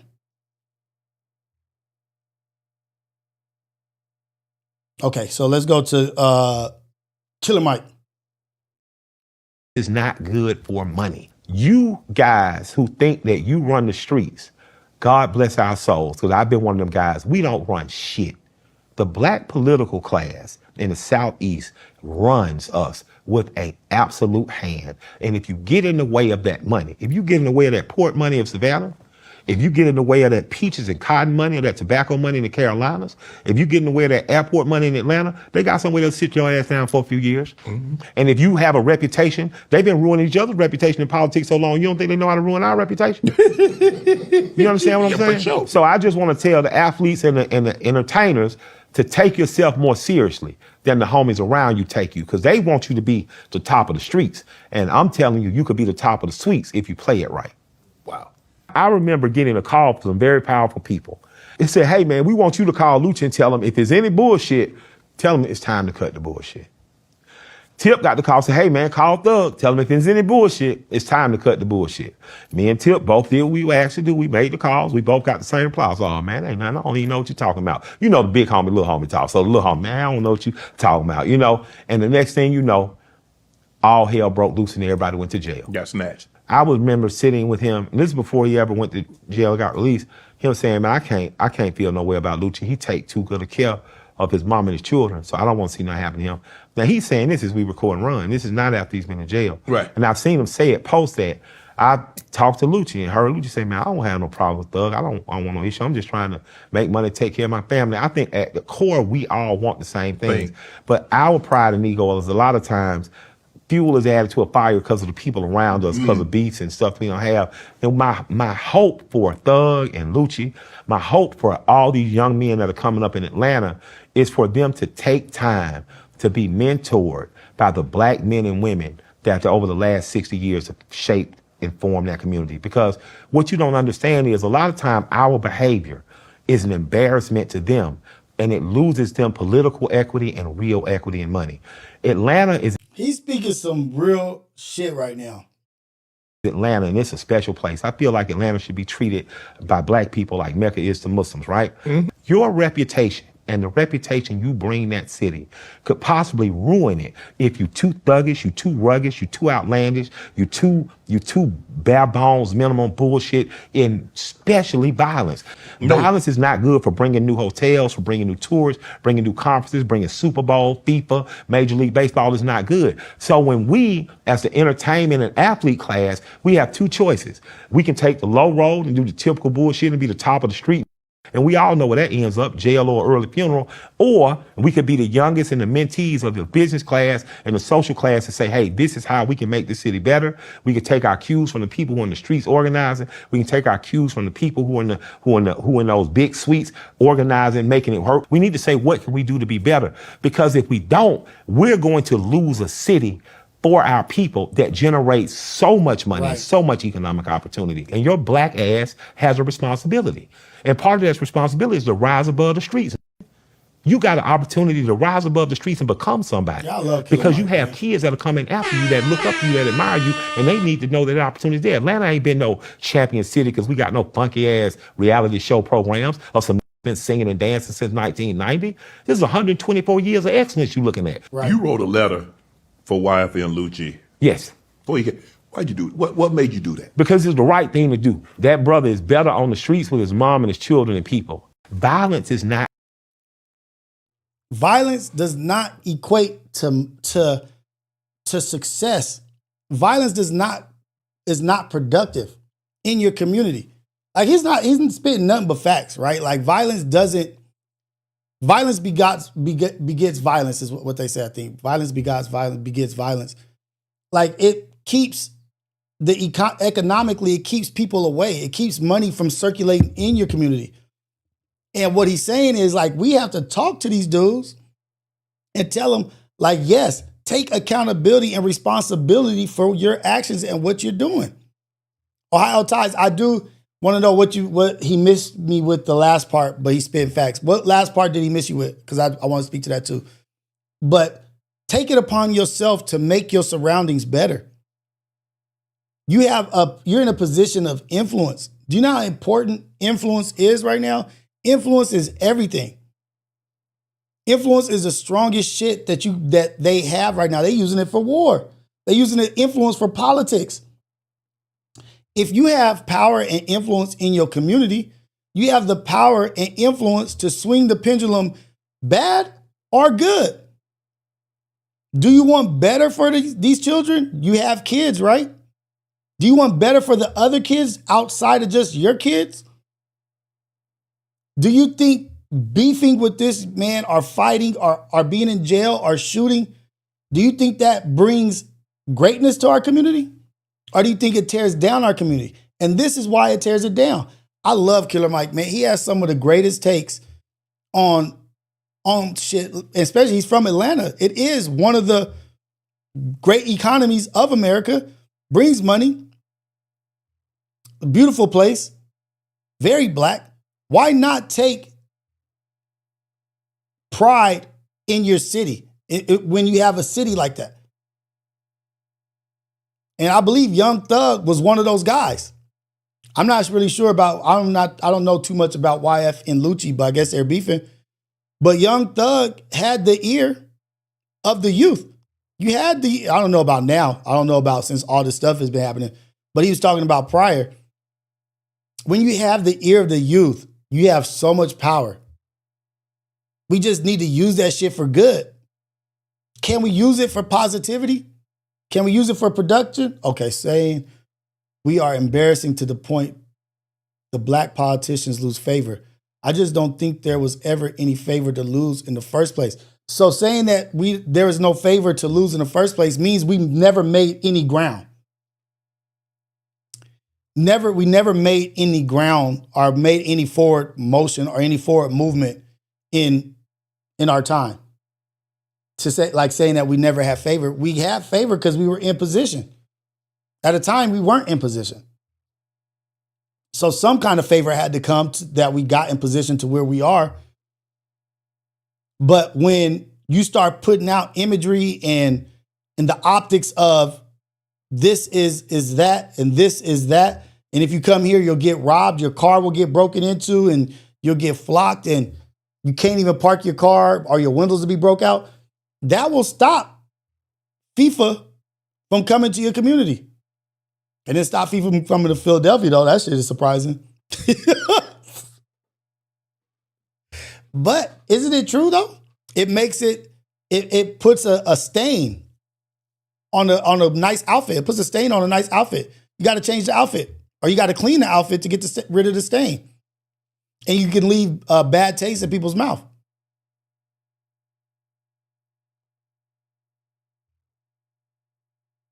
Like, we wouldn't even be in a position to say, hey, you're hurting us if we didn't have favor. Your actions are hurting us if there was no favor, because we wouldn't even be in no position to be like, it's hurting us. We'd just be like, shit, it don't matter anyway.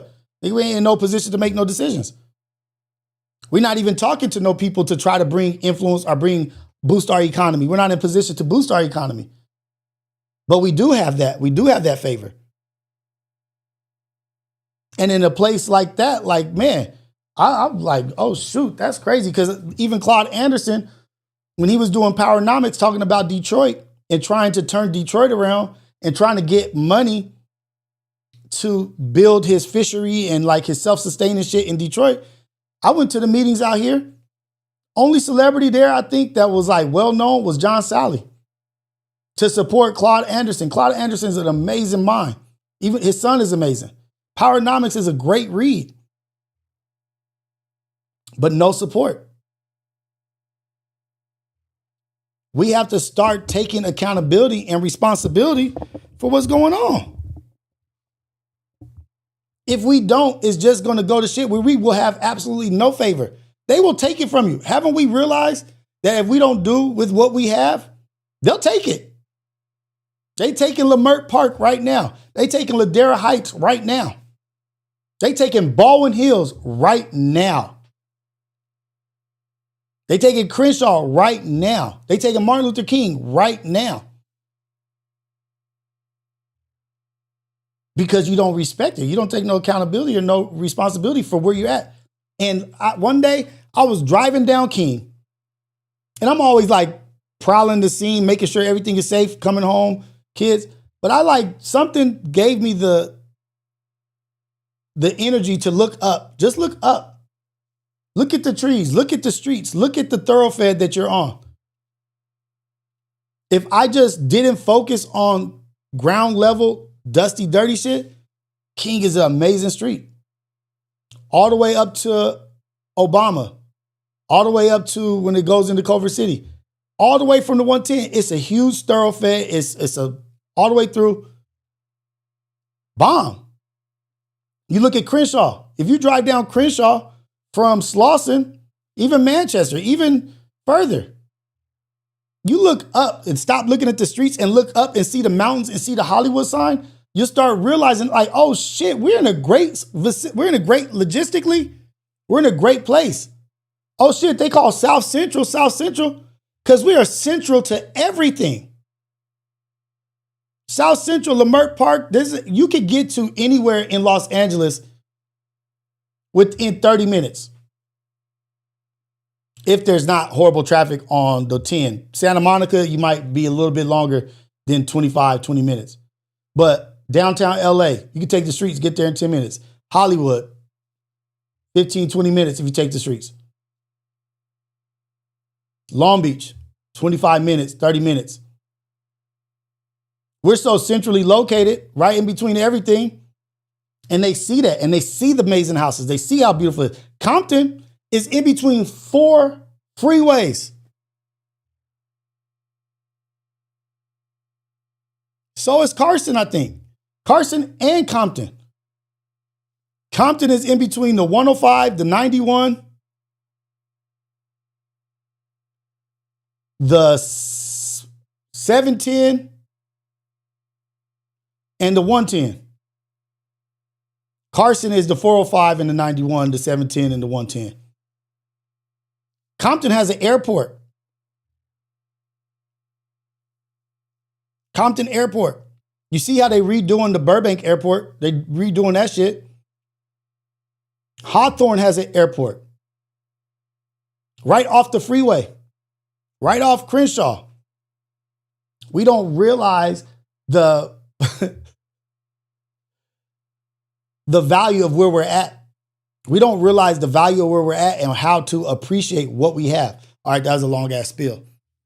That was a long spiel.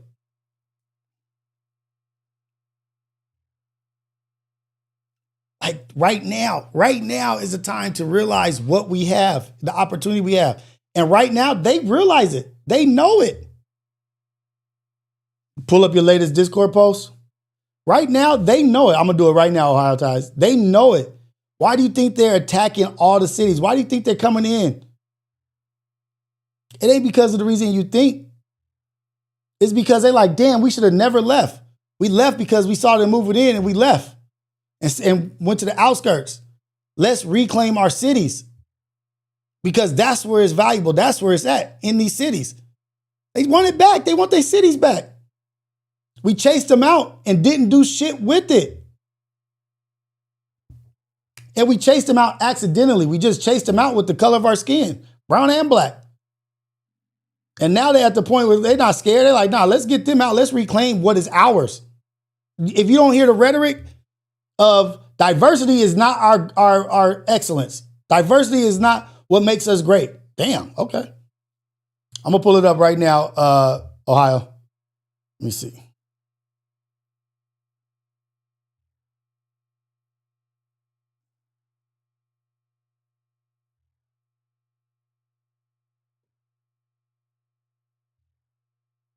So let me make sure this is it. Let me make sure this is it.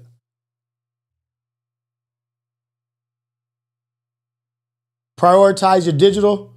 Prioritize your digital. Is that what you want me to pull up?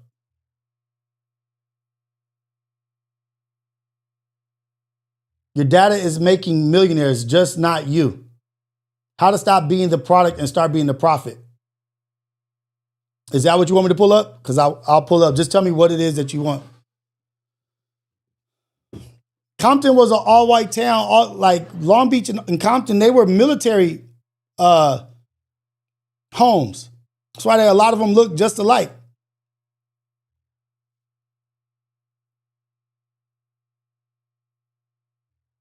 It's me. They the government. They the evils, but I guess they're both the same. They coming back. They want what's theirs. They said, what was we thinking? Leaving that shit to them.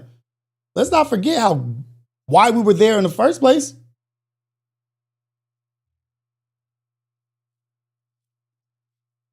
That sounds like the victim mentality, that I'm taking accountability for us not doing much with what we had. How is that the victim mentality? By acknowledging that we didn't do enough with what we had. That's a victim mentality, nigga?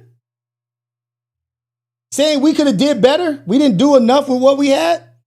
That's a victim. Damn, what the fuck? Victim mentality has become accountability now.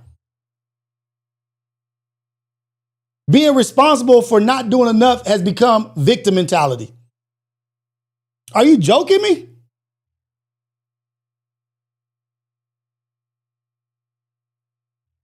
The fuck is going on? Saying we had an opportunity to build something great and we still haven't done it. We're losing it because we didn't do enough with it. That's victim? Saying that we should have did better?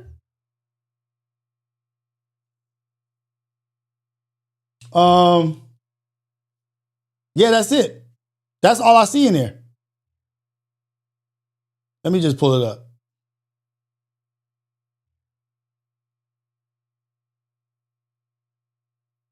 Hold on.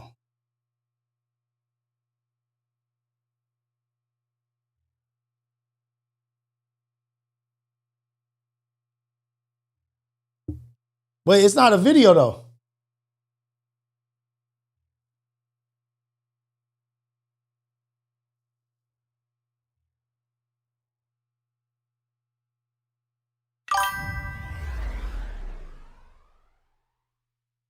This right here? Please pull up my latest Discord post. Is he saying this is it? That's the right one, Rios, about being private. Bleep him off the chat, Rios. What the fuck? Hey, I'm reading right, nigga. What the hell are you talking about? I'm reading right. Your data is making millionaires, just not you. How to stop being the product and start being the profit. Ohio Times sent this. The ghost economy.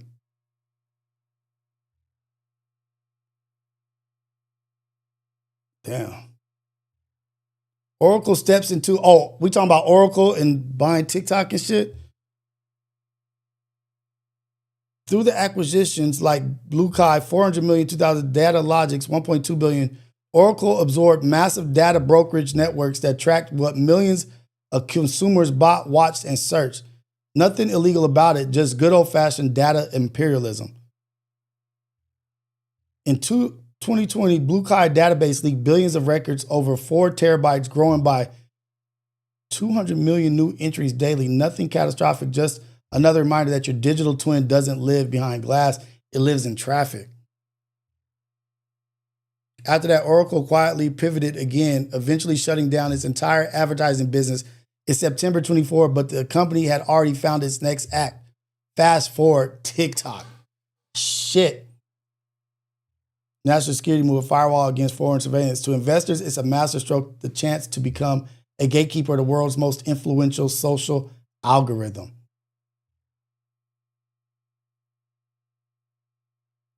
Damn, I'm gonna have to go through this. I'm gonna have to read that. Because another funny thing is, I have realized that am I tripping, or did Amazon broker a deal with TikTok? Did Amazon broker a deal with TikTok because of the TikTok store was making so much money? Let me see. This is how powerful TikTok was. Like, they did it right in front of our face, talking about it was a goddamn Amazon and TikTok have an integration deal allowing users to link their Amazon accounts to TikTok for an in-app purchase and to view product details and delivery estimates directly within the TikTok app.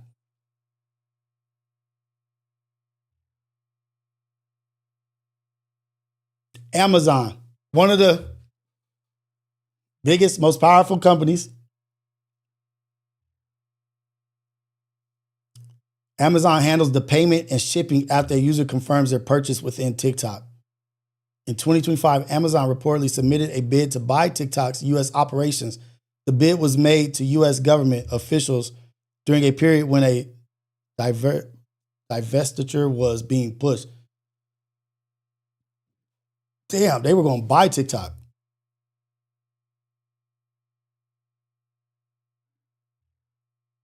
TikTok app is now fully connected to your Amazon Buy with Prime account.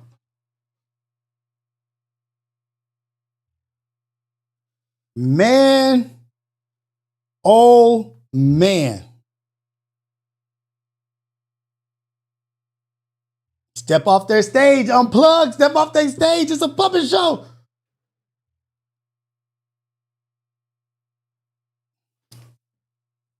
They will say and sell you on this, like, oh, it's foreign dangers, foreign intelligence.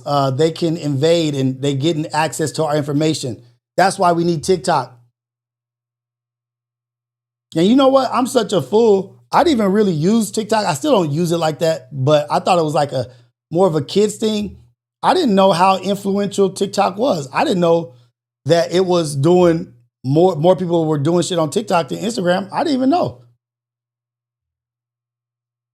But when they started talking about like the China and this and that, I was like, what? Different algorithms, this and that.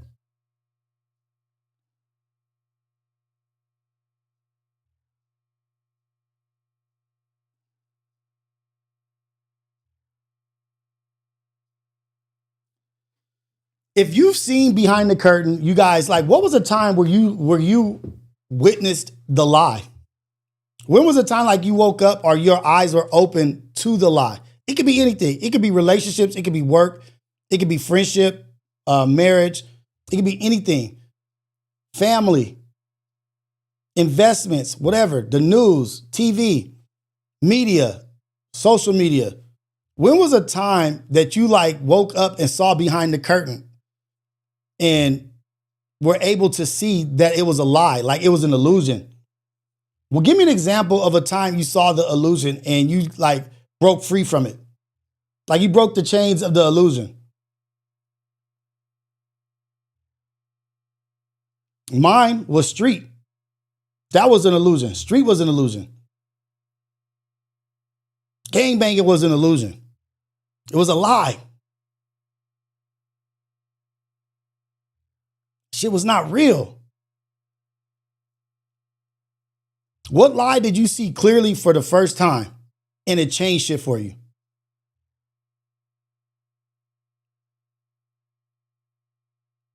Let's talk about it. Let's start choosing truth versus trend. Let's start choosing truth. When was the time?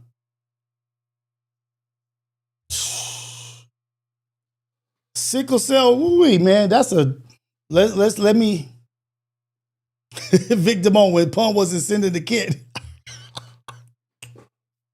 That's when you saw the illusion? It's all a lie. It was all an illusion. Tati, when I got promoted and still made the same amount of money. Damn.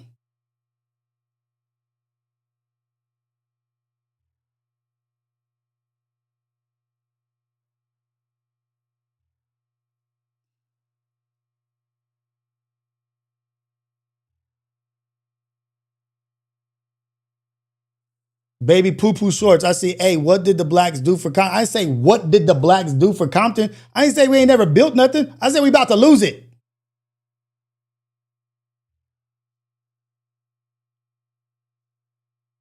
Politicians getting put in jail and this and that. Like, the sheriffs is crooked. Like, man, like, come on, man. Like, I'm not saying that we haven't did anything. We haven't done enough. Compton should be a mecca at this point. Talking about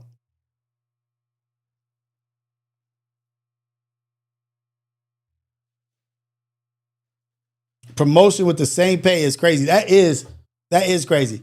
Did they promise you more pay? That's cold. These companies is so cold. You ain't nothing but a number. Momo, killing each other on the streets, but had to respect each other in prison. Crazy work. Crazy work. Better living. When I saw the pyramid on the dollar bill, Tati, working is a slavery illusion.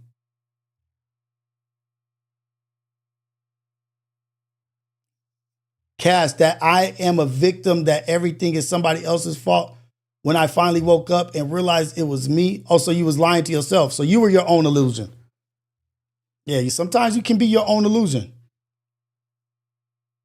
That's very true. Sometimes you could be your weakest. Or sometimes you could be your worst enemy. Glad you woke up. Someone cried while they looked in my eyes and told me my peoples killed their folks. I knew right there. I knew the streets were a lie and we're all the same. Damn, Kevin Rodriguez, that's cold.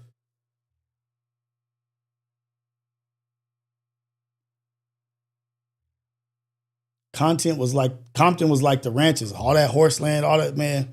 Ooh. Visionary star. And George Bush still ain't in jail for a 20-year war because he lied. Oh, man. Weapons of mass destruction. Guess who he listened to?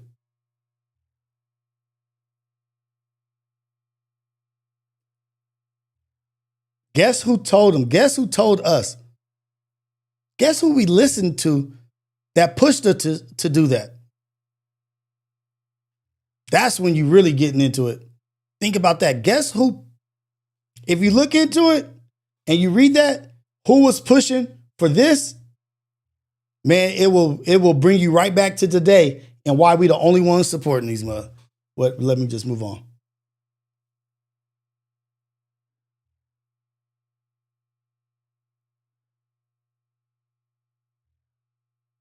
Taking a deal for an injury that happened on the job. Yikes.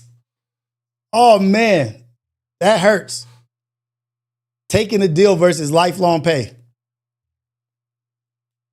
Oh, man. Keep JT lit. That's cold-blooded. But sometimes that deal be the easy route. Like, oh, man, okay, this is what y'all gonna do. I ain't got to worry about too much. And it's quick. Damn. Cali Bags. Yeah, man, I'm glad he woke up, dude. He still got some waking to do, but I'm glad he woke up. Imagine Cash One not as up as he is right now. I worked at Verizon. This is Jumby. Shout out to Jumby for the super chat. I worked at Verizon and they told me that everyone would have a smartphone in their hands and landlines would be gone by 2011 in 06. I was shooketh. Because they had the iPhones and the Apple phones. You got veterans right now that'll tell you that they were handed phones, cell phones that look like iPhones, and they were like, use this to call people. And they were like, what the hell? Like, yeah, we'll send you messages on here. And when they were getting it, they were like, what the hell is this shit? Years and years ago. Years and years and years ago. And the soldiers were like, special teams, of course. Like, what? Like, yeah, like message and call through here on a small little thing. And they described it just like the iPhone. Seeing that come to reality is still crazy to me as an 80s baby. I've been watching Aliens lately. The Aliens, whole thing of Aliens, all the movies. I got 3 more movies to watch. Because the Predator movie, the cartoon Predator thing, so good. The anime Predator that's out right now, vicious.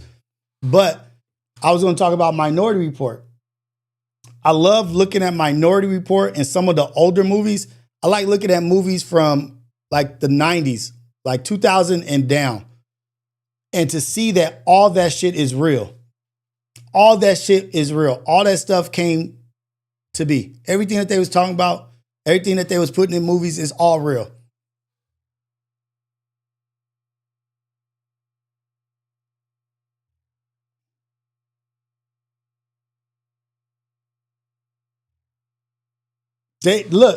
No. They told us a lie. Visionary, they told us the lie. They knew why they were going in there. To do exactly what you said. Saddam, Gaddafi, Bin Laden. They knew why they were going there. They knew. But they lied to us. They lied to us. That was their way to get us to go for the war. They lied to us.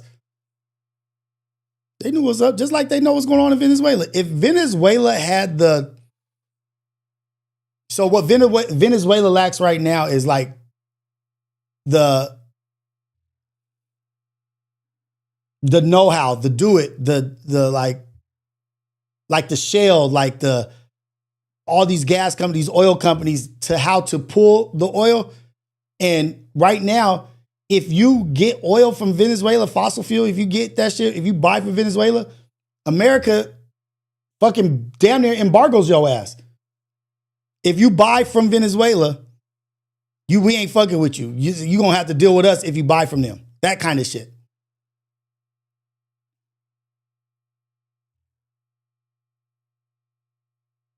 I'm that Ohio ties. So Fred told me Aliens Earth is bomb. So instead, I watched the first episode of Aliens Earth, and so I was like, no, I gotta go ahead and watch the movies. Let me just go through these movies and watch these movies because I don't want to watch Aliens Earth without being up to date on everything that's going on.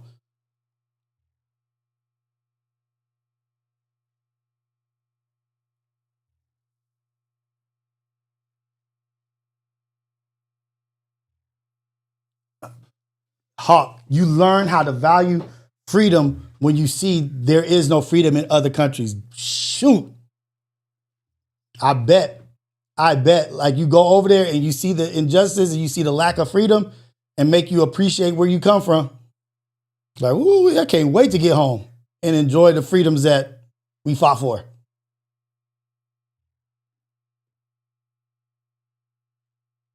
Kept JT lit. Graduated on Dean's List for HVAC and not being able to work in the industry. Damn. Yeah, I'm about to watch Alien Earth. I got 2 more movies to watch. What Alien do I have to watch? I just watched Aliens. I think I just watched Alien 3 because I looked up the order to watch the movie. There's a documentary called The Bicentennial Man where this dude wrote up and drew pictures of things that he thought the future was going to be, like technology in the future. He just didn't have the brains to make it real. Well, I'm going to read that up in just a second. Hold on. So I watched.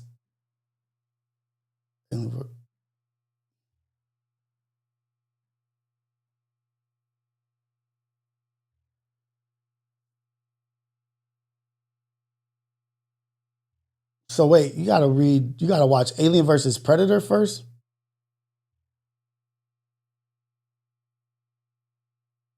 So wait, the order follows the timeline events within the story, including disputed Alien versus... Damn, maybe I watched it wrong. I did Prometheus. Did Covenant. I did... Oh, so it says watch Alien Earth first, which is 2 years before the original film.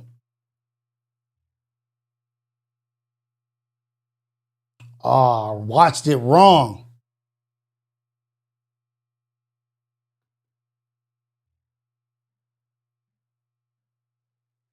So Alien Romp, damn it, I watched the shit wrong.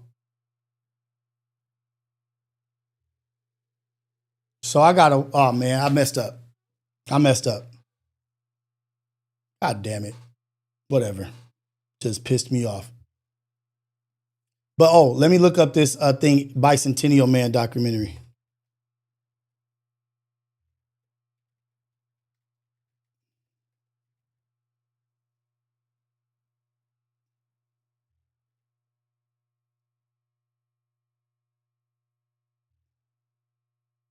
No, not the Robin Williams movie.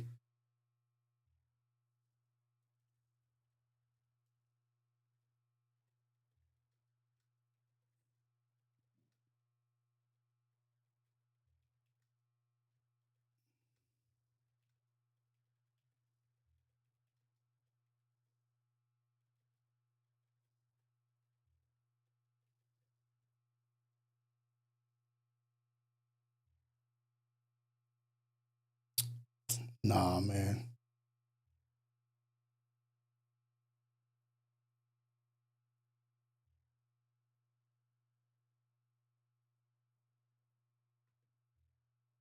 Oh, okay. So Bicentennial Man, the movie is based off the guy, Isaac Asimov.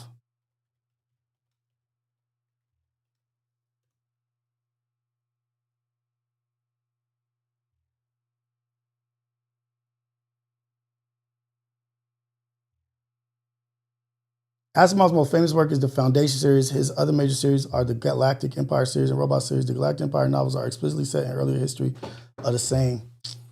Dang it.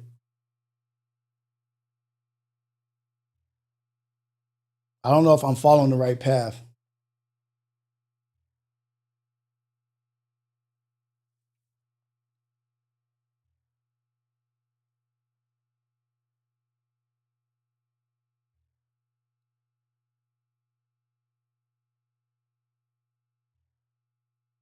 I'm gonna have to go to look more into this because I think it might be him. But so Bicentennial Man, Isaac Asimov. But look into it yourself. This dude was one of the considered one of the top fictional writers, but I think he Rios, wrote please about pull up my technology latest and Discord shit post. that came to be true from his books and like. I worked at Verizon and they told me that everyone would have a smartphone in their hands and landlines would be gone by 2011. War Chief's message just coming through. Let me see Isaac Asimov documentary.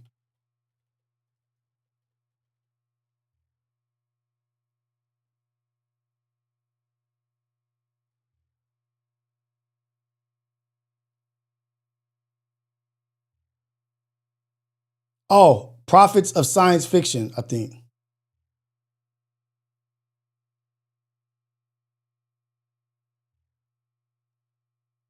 There we go. Okay, found it. Boom.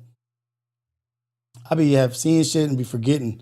So interview, I predicted the advent of global computing revolution and vast network of home computers providing access to enormous global libraries, essentially describing the internet and online as education as we know. He envisioned a world where people could learn from home at their own pace, leading to a democratization of education and knowledge access, a vision that has largely come true with the proliferation of computers and online platforms.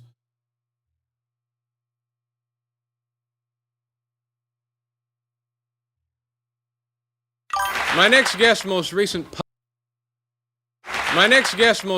published work is his 221st book. I haven't written that many postcards. The book is entitled Enjoy Still Felt, an autobiography. Welcome, please, Dr. Isaac Asimov.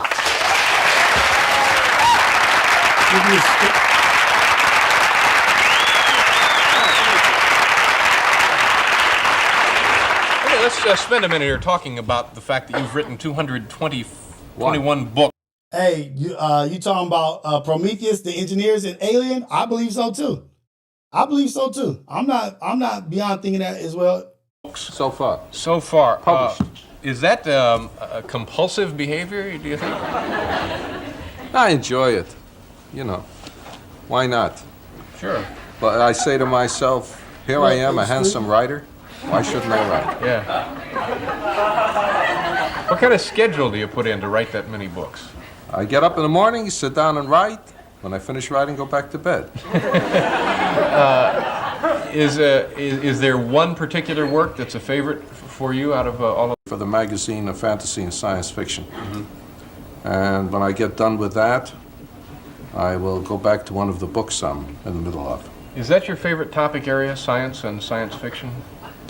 I suppose so, though I also like to write mysteries and like to write limericks, like to write history books, like to annotate, like the Bible, Shakespeare, various other things. What exactly does that mean when you annotate the Bible? Oh, well, you simply copy down all the verses in the Bible and you make little footnotes and say whatever you please about each one. And if you do it right, the annotations are longer than the thing you're annotating. I've got a book coming out called In the Beginning, in which I annotate the first 11 chapters of Genesis. You could get the first 11 chapters on Genesis in maybe 15 pages or so, but the book is about 200 pages long, counting my annotations. Why do you think there is now a real interest in science and like these space movies, Star Wars, The Empire Strikes Back, Close Encounters? Damn, I didn't even know this. I've never seen this interview. I just remembered this. My ADHD was triggering. But I've never seen this interview. I just remember this guy. But this is basically what we were just talking about. That's crazy. God be working, man. Oh, well, because the technology of the movie industry has reached the point where they can put in spectacular special effects, and people enjoy watching those special effects. Yeah. Did you enjoy those two movies? I enjoyed Star Wars, The Empire Strikes Back. In fact, I enjoyed The Empire Strikes Back so much that when they finished it, I jumped up in my seat and yelled, "Start the third part." They have done that, haven't they? They've projected like 9. And I figure that at the rate they're going, they'll do the last few after I'm dead, which doesn't strike me as fair somehow. You know what I feel is unfair? At the height of the manned space projects, that was great because everyone's attention was focused on that. And I wish we had something else like that to shoot for now. Do you think we backed away from the manned space program? Do you have the guy's name? No, yes, absolutely. The reason for that was that we had gone into space primarily to beat the Russians. So when we got to the moon, we had. And so, with true football fashion, having scored the touchdown, we went home. Yeah. But the Russians are keeping right on going, and sooner or later they'll do something spectacular, and we'll get back in the race. What do you think that would be? What spectacular thing could we look for? Well, I suppose if they build a really large space station, or they put up their version of the shuttle and make it work while we're... China has its own space station right now, and I think China and we're still futzing around with ours. Then all of a sudden Congress will pour a lot of money into it, and we'll get going again. Yeah. What would be the next logical step after we put a man on the moon and say we wanted to continue putting men places? Where would we put our next man? Well, we ought to stay here in the Earth-Moon system for a while and get it really developed. We ought to build space stations. We ought to build space settlements, get some power stations in orbit, build some factories, get a mining station on the moon, and once we've got a real space... Mining. The boring company, Elon Musk, boring, mining. Civilization going, then we can explore further from Mars, a good, strong moon. space base. Is that speaking as a science fiction writer or a man who has studied the needs and what space can provide us? No, I think that's speaking as a real human being. Yeah. Have you ever written about things and then seen them come true? Occasionally, yes. I described a spacewalk in 1952, and when they did it, some years later, it turned out to be exactly the way I described it. It wasn't very difficult. I described... Did they just take what he wrote and they actually didn't go to the moon? And that's what the director filmed, took his literature, his fiction, and was like, this is what we'll do? Because it wasn't real. They might have just took his dialogue or what he wrote. Pocket computers in 1950, got the appearance exactly right. I talked about space stations, getting energy down to Earth in 1940. And got that almost right. I put it in Mercury's orbit instead of the Moon's orbit to get it closer to the Sun. Maybe someday we'll do that. I predicted there'd be opposition to the space race, and there was. Yeah. So, but these are little things. I never tried to predict. I just tried to write stories that would sell so I could pay my way through college. That whole phenomenon with computers and digital stuff, it used to be I could pretty well figure out any clock radio. Not so anymore. It's all advanced to the point where you really have to sit down and read the lousy book to figure these things out now. And it seems like things are getting more and more complex for just getting by day to day. Well, it always happens that way. Things get more complex to do more, and then as the technology advances further, it gets simpler again until the next quantum jump, and then it becomes complex again. I remember when radios first came out. See, you're too young for that. And when radios first came out, it was next to impossible to tune them. Now, you just turn them on. I remember when television first came out, you had to have a live-in television repairman. Now, you just turn it on. If anything goes wrong with it, it means you buy a new set. When the radios did come out, they were... All right, so let's switch, because somebody said nobody's been to Mars, right? You know what's the closest thing to Mars that's been sent into outer space is a Tesla. I think it's out there orbiting right now. Mars. Watch. Uh-oh. Oh, I'm back. Okay, I'm back. Let me see. Tesla orbiting Mars.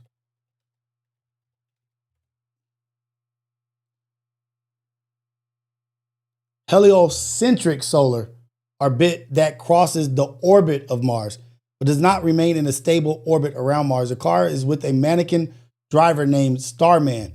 Was intended as a dummy payload for the Falcon Heavy's test flight, which was like, Falcon Heavy is how many? Falcon Heavy is 9, 18. I think 27 engines is the Falcon Heavy. It has a mannequin driver, demonstrating that the rocket's capability to send large payloads towards Mars. While it has made close approaches to Mars, it will continue its long elliptical journey around the sun, potentially for millions of years. The video explains the mission. Oh, shoot. I'm sorry, y'all. Damn.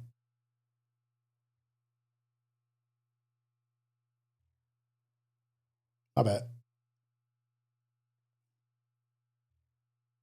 The roadster was chosen as a test payload for the Falcon Heavy's first flight because it was an expandable object, saving the cost and complexity of launching a real satellite or probe.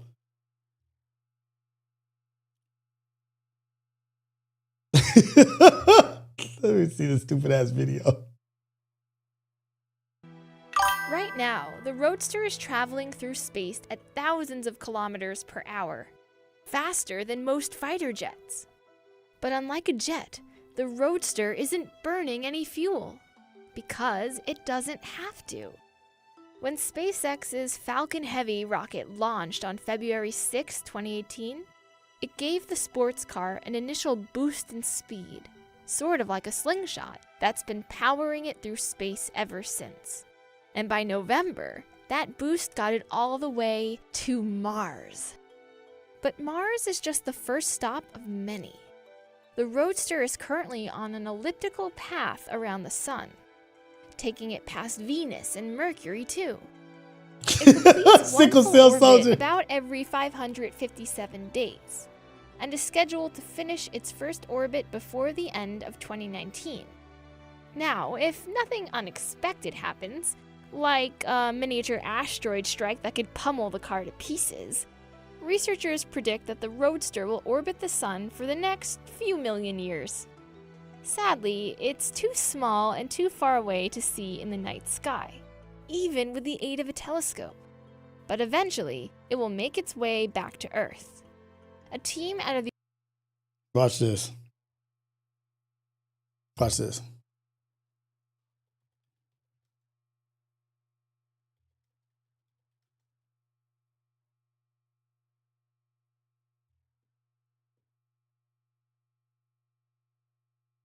Tesla Optimus bot. Watch this.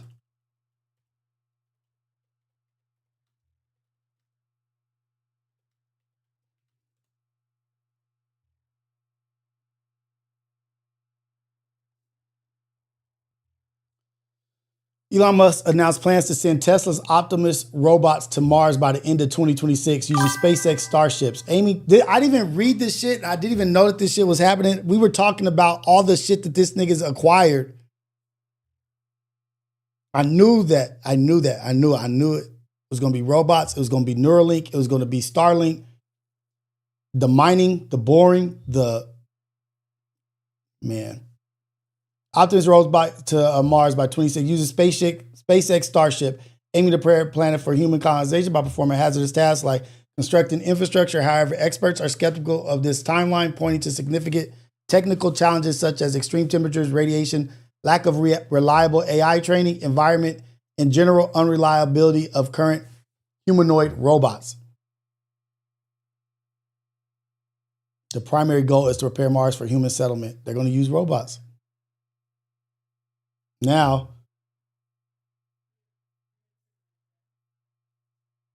what do they want? Human landings. Human landings. Don't put nothing past this evil dude, man.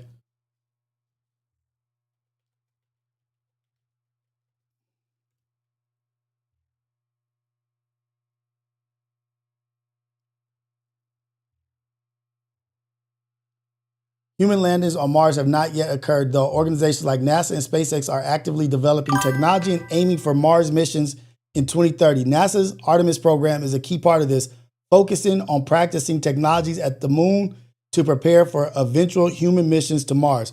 While SpaceX has also proposed sending humans to Mars as early as 2029, these are ambitious goals dependent on complex technology. Let's see if they got any videos. Too long. The videos are too long.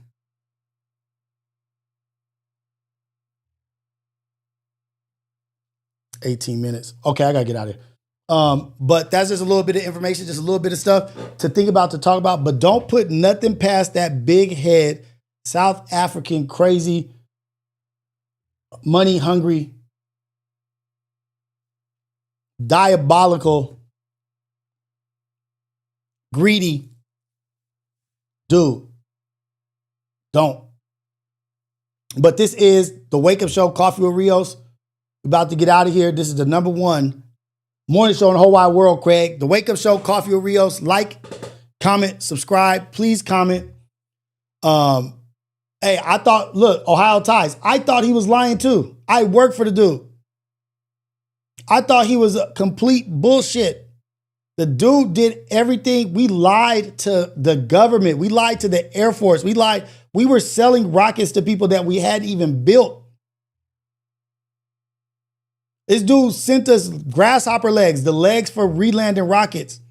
We hadn't even barely sent out 2 rockets. He already talking about re-landing the rockets. Like landing it on what? On a barge in the middle of the ocean. If y'all just think about that, man. Think about how difficult the fuck it is to re-land a rocket on a barge in the middle of the fucking ocean.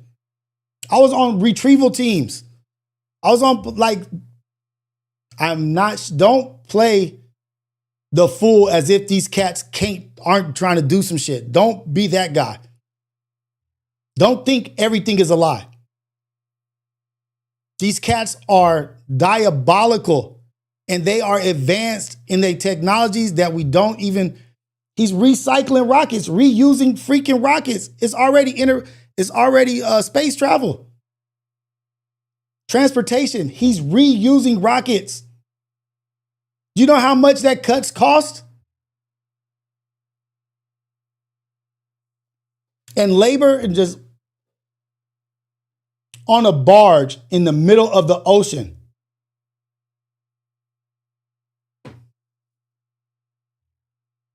We'll go further into that when he promoted the game of how to land it and stuff, and he used that data. Not even gonna go there. Don't be the guy that thinks this shit is not dude.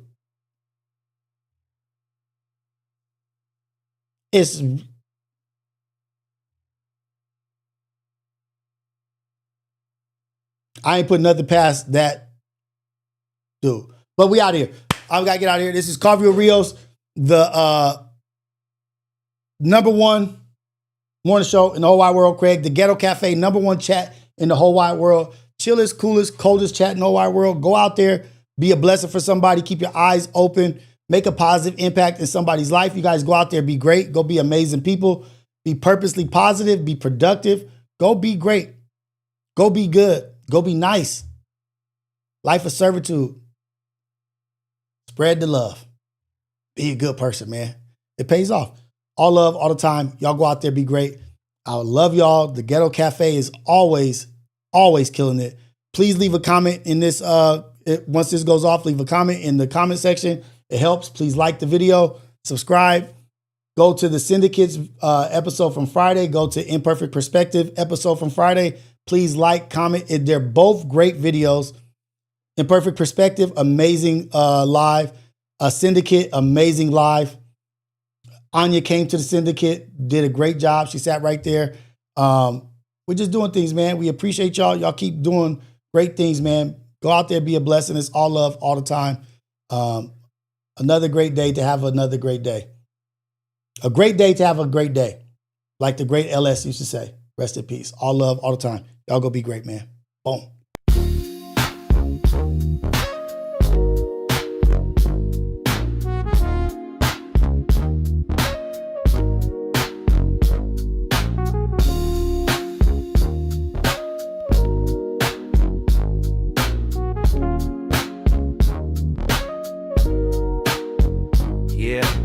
Cafe in the building, steam rising from the stove. We switching lanes, they don't want it, they just pose for the smoke. If it's about that coffee, we got the roast and the toast. Shots fired from the French press, let it drip slow and boast. Mornings on the west, sun low, but the grind stay woke. Ghetto cafe, steam in the breeze. Cruising through dreams with a mug and some peace. No drama, just cream, we deliver with ease. On the coast where the light never leaves. Coffee with Rios, pour it up slow. Steam in the city while the sun lay low. Coffee with Rios, starting the show. Sip real smooth, let the wisdom flow. Coffee with Rios, pour it up slow. Steam in the city while the sun lay low. Coffee with Rios, starting the show. Sip real smooth, let the wisdom flow.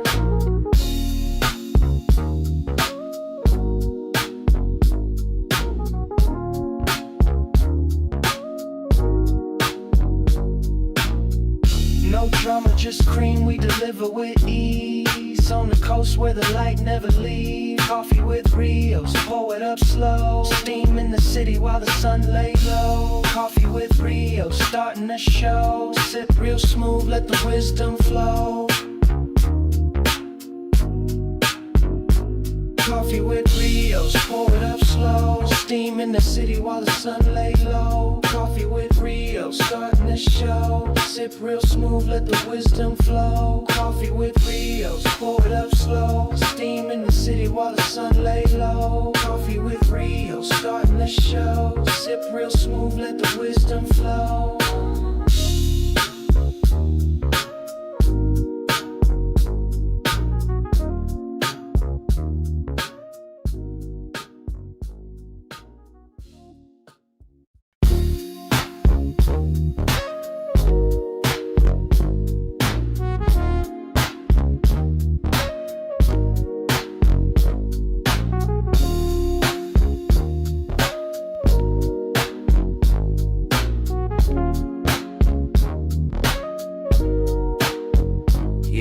Ghetto cafe in the building, steam rising from the stove. We switching lanes, they don't want it, they just pose for the smoke. If it's about that coffee, we got the roast and the toast. Shots fired from the French press, let it drip slow and boast. Mornings on the west, sun low, but the grind stay woke.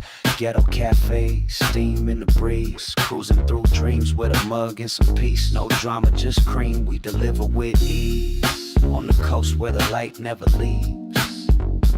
Coffee with Rios, pour it up slow. Steam in the city while the sun lay low. Coffee with Rios, starting the show. Sip real smooth, let the wisdom flow. Coffee with Rios, pour it up slow. Steam in the city while the sun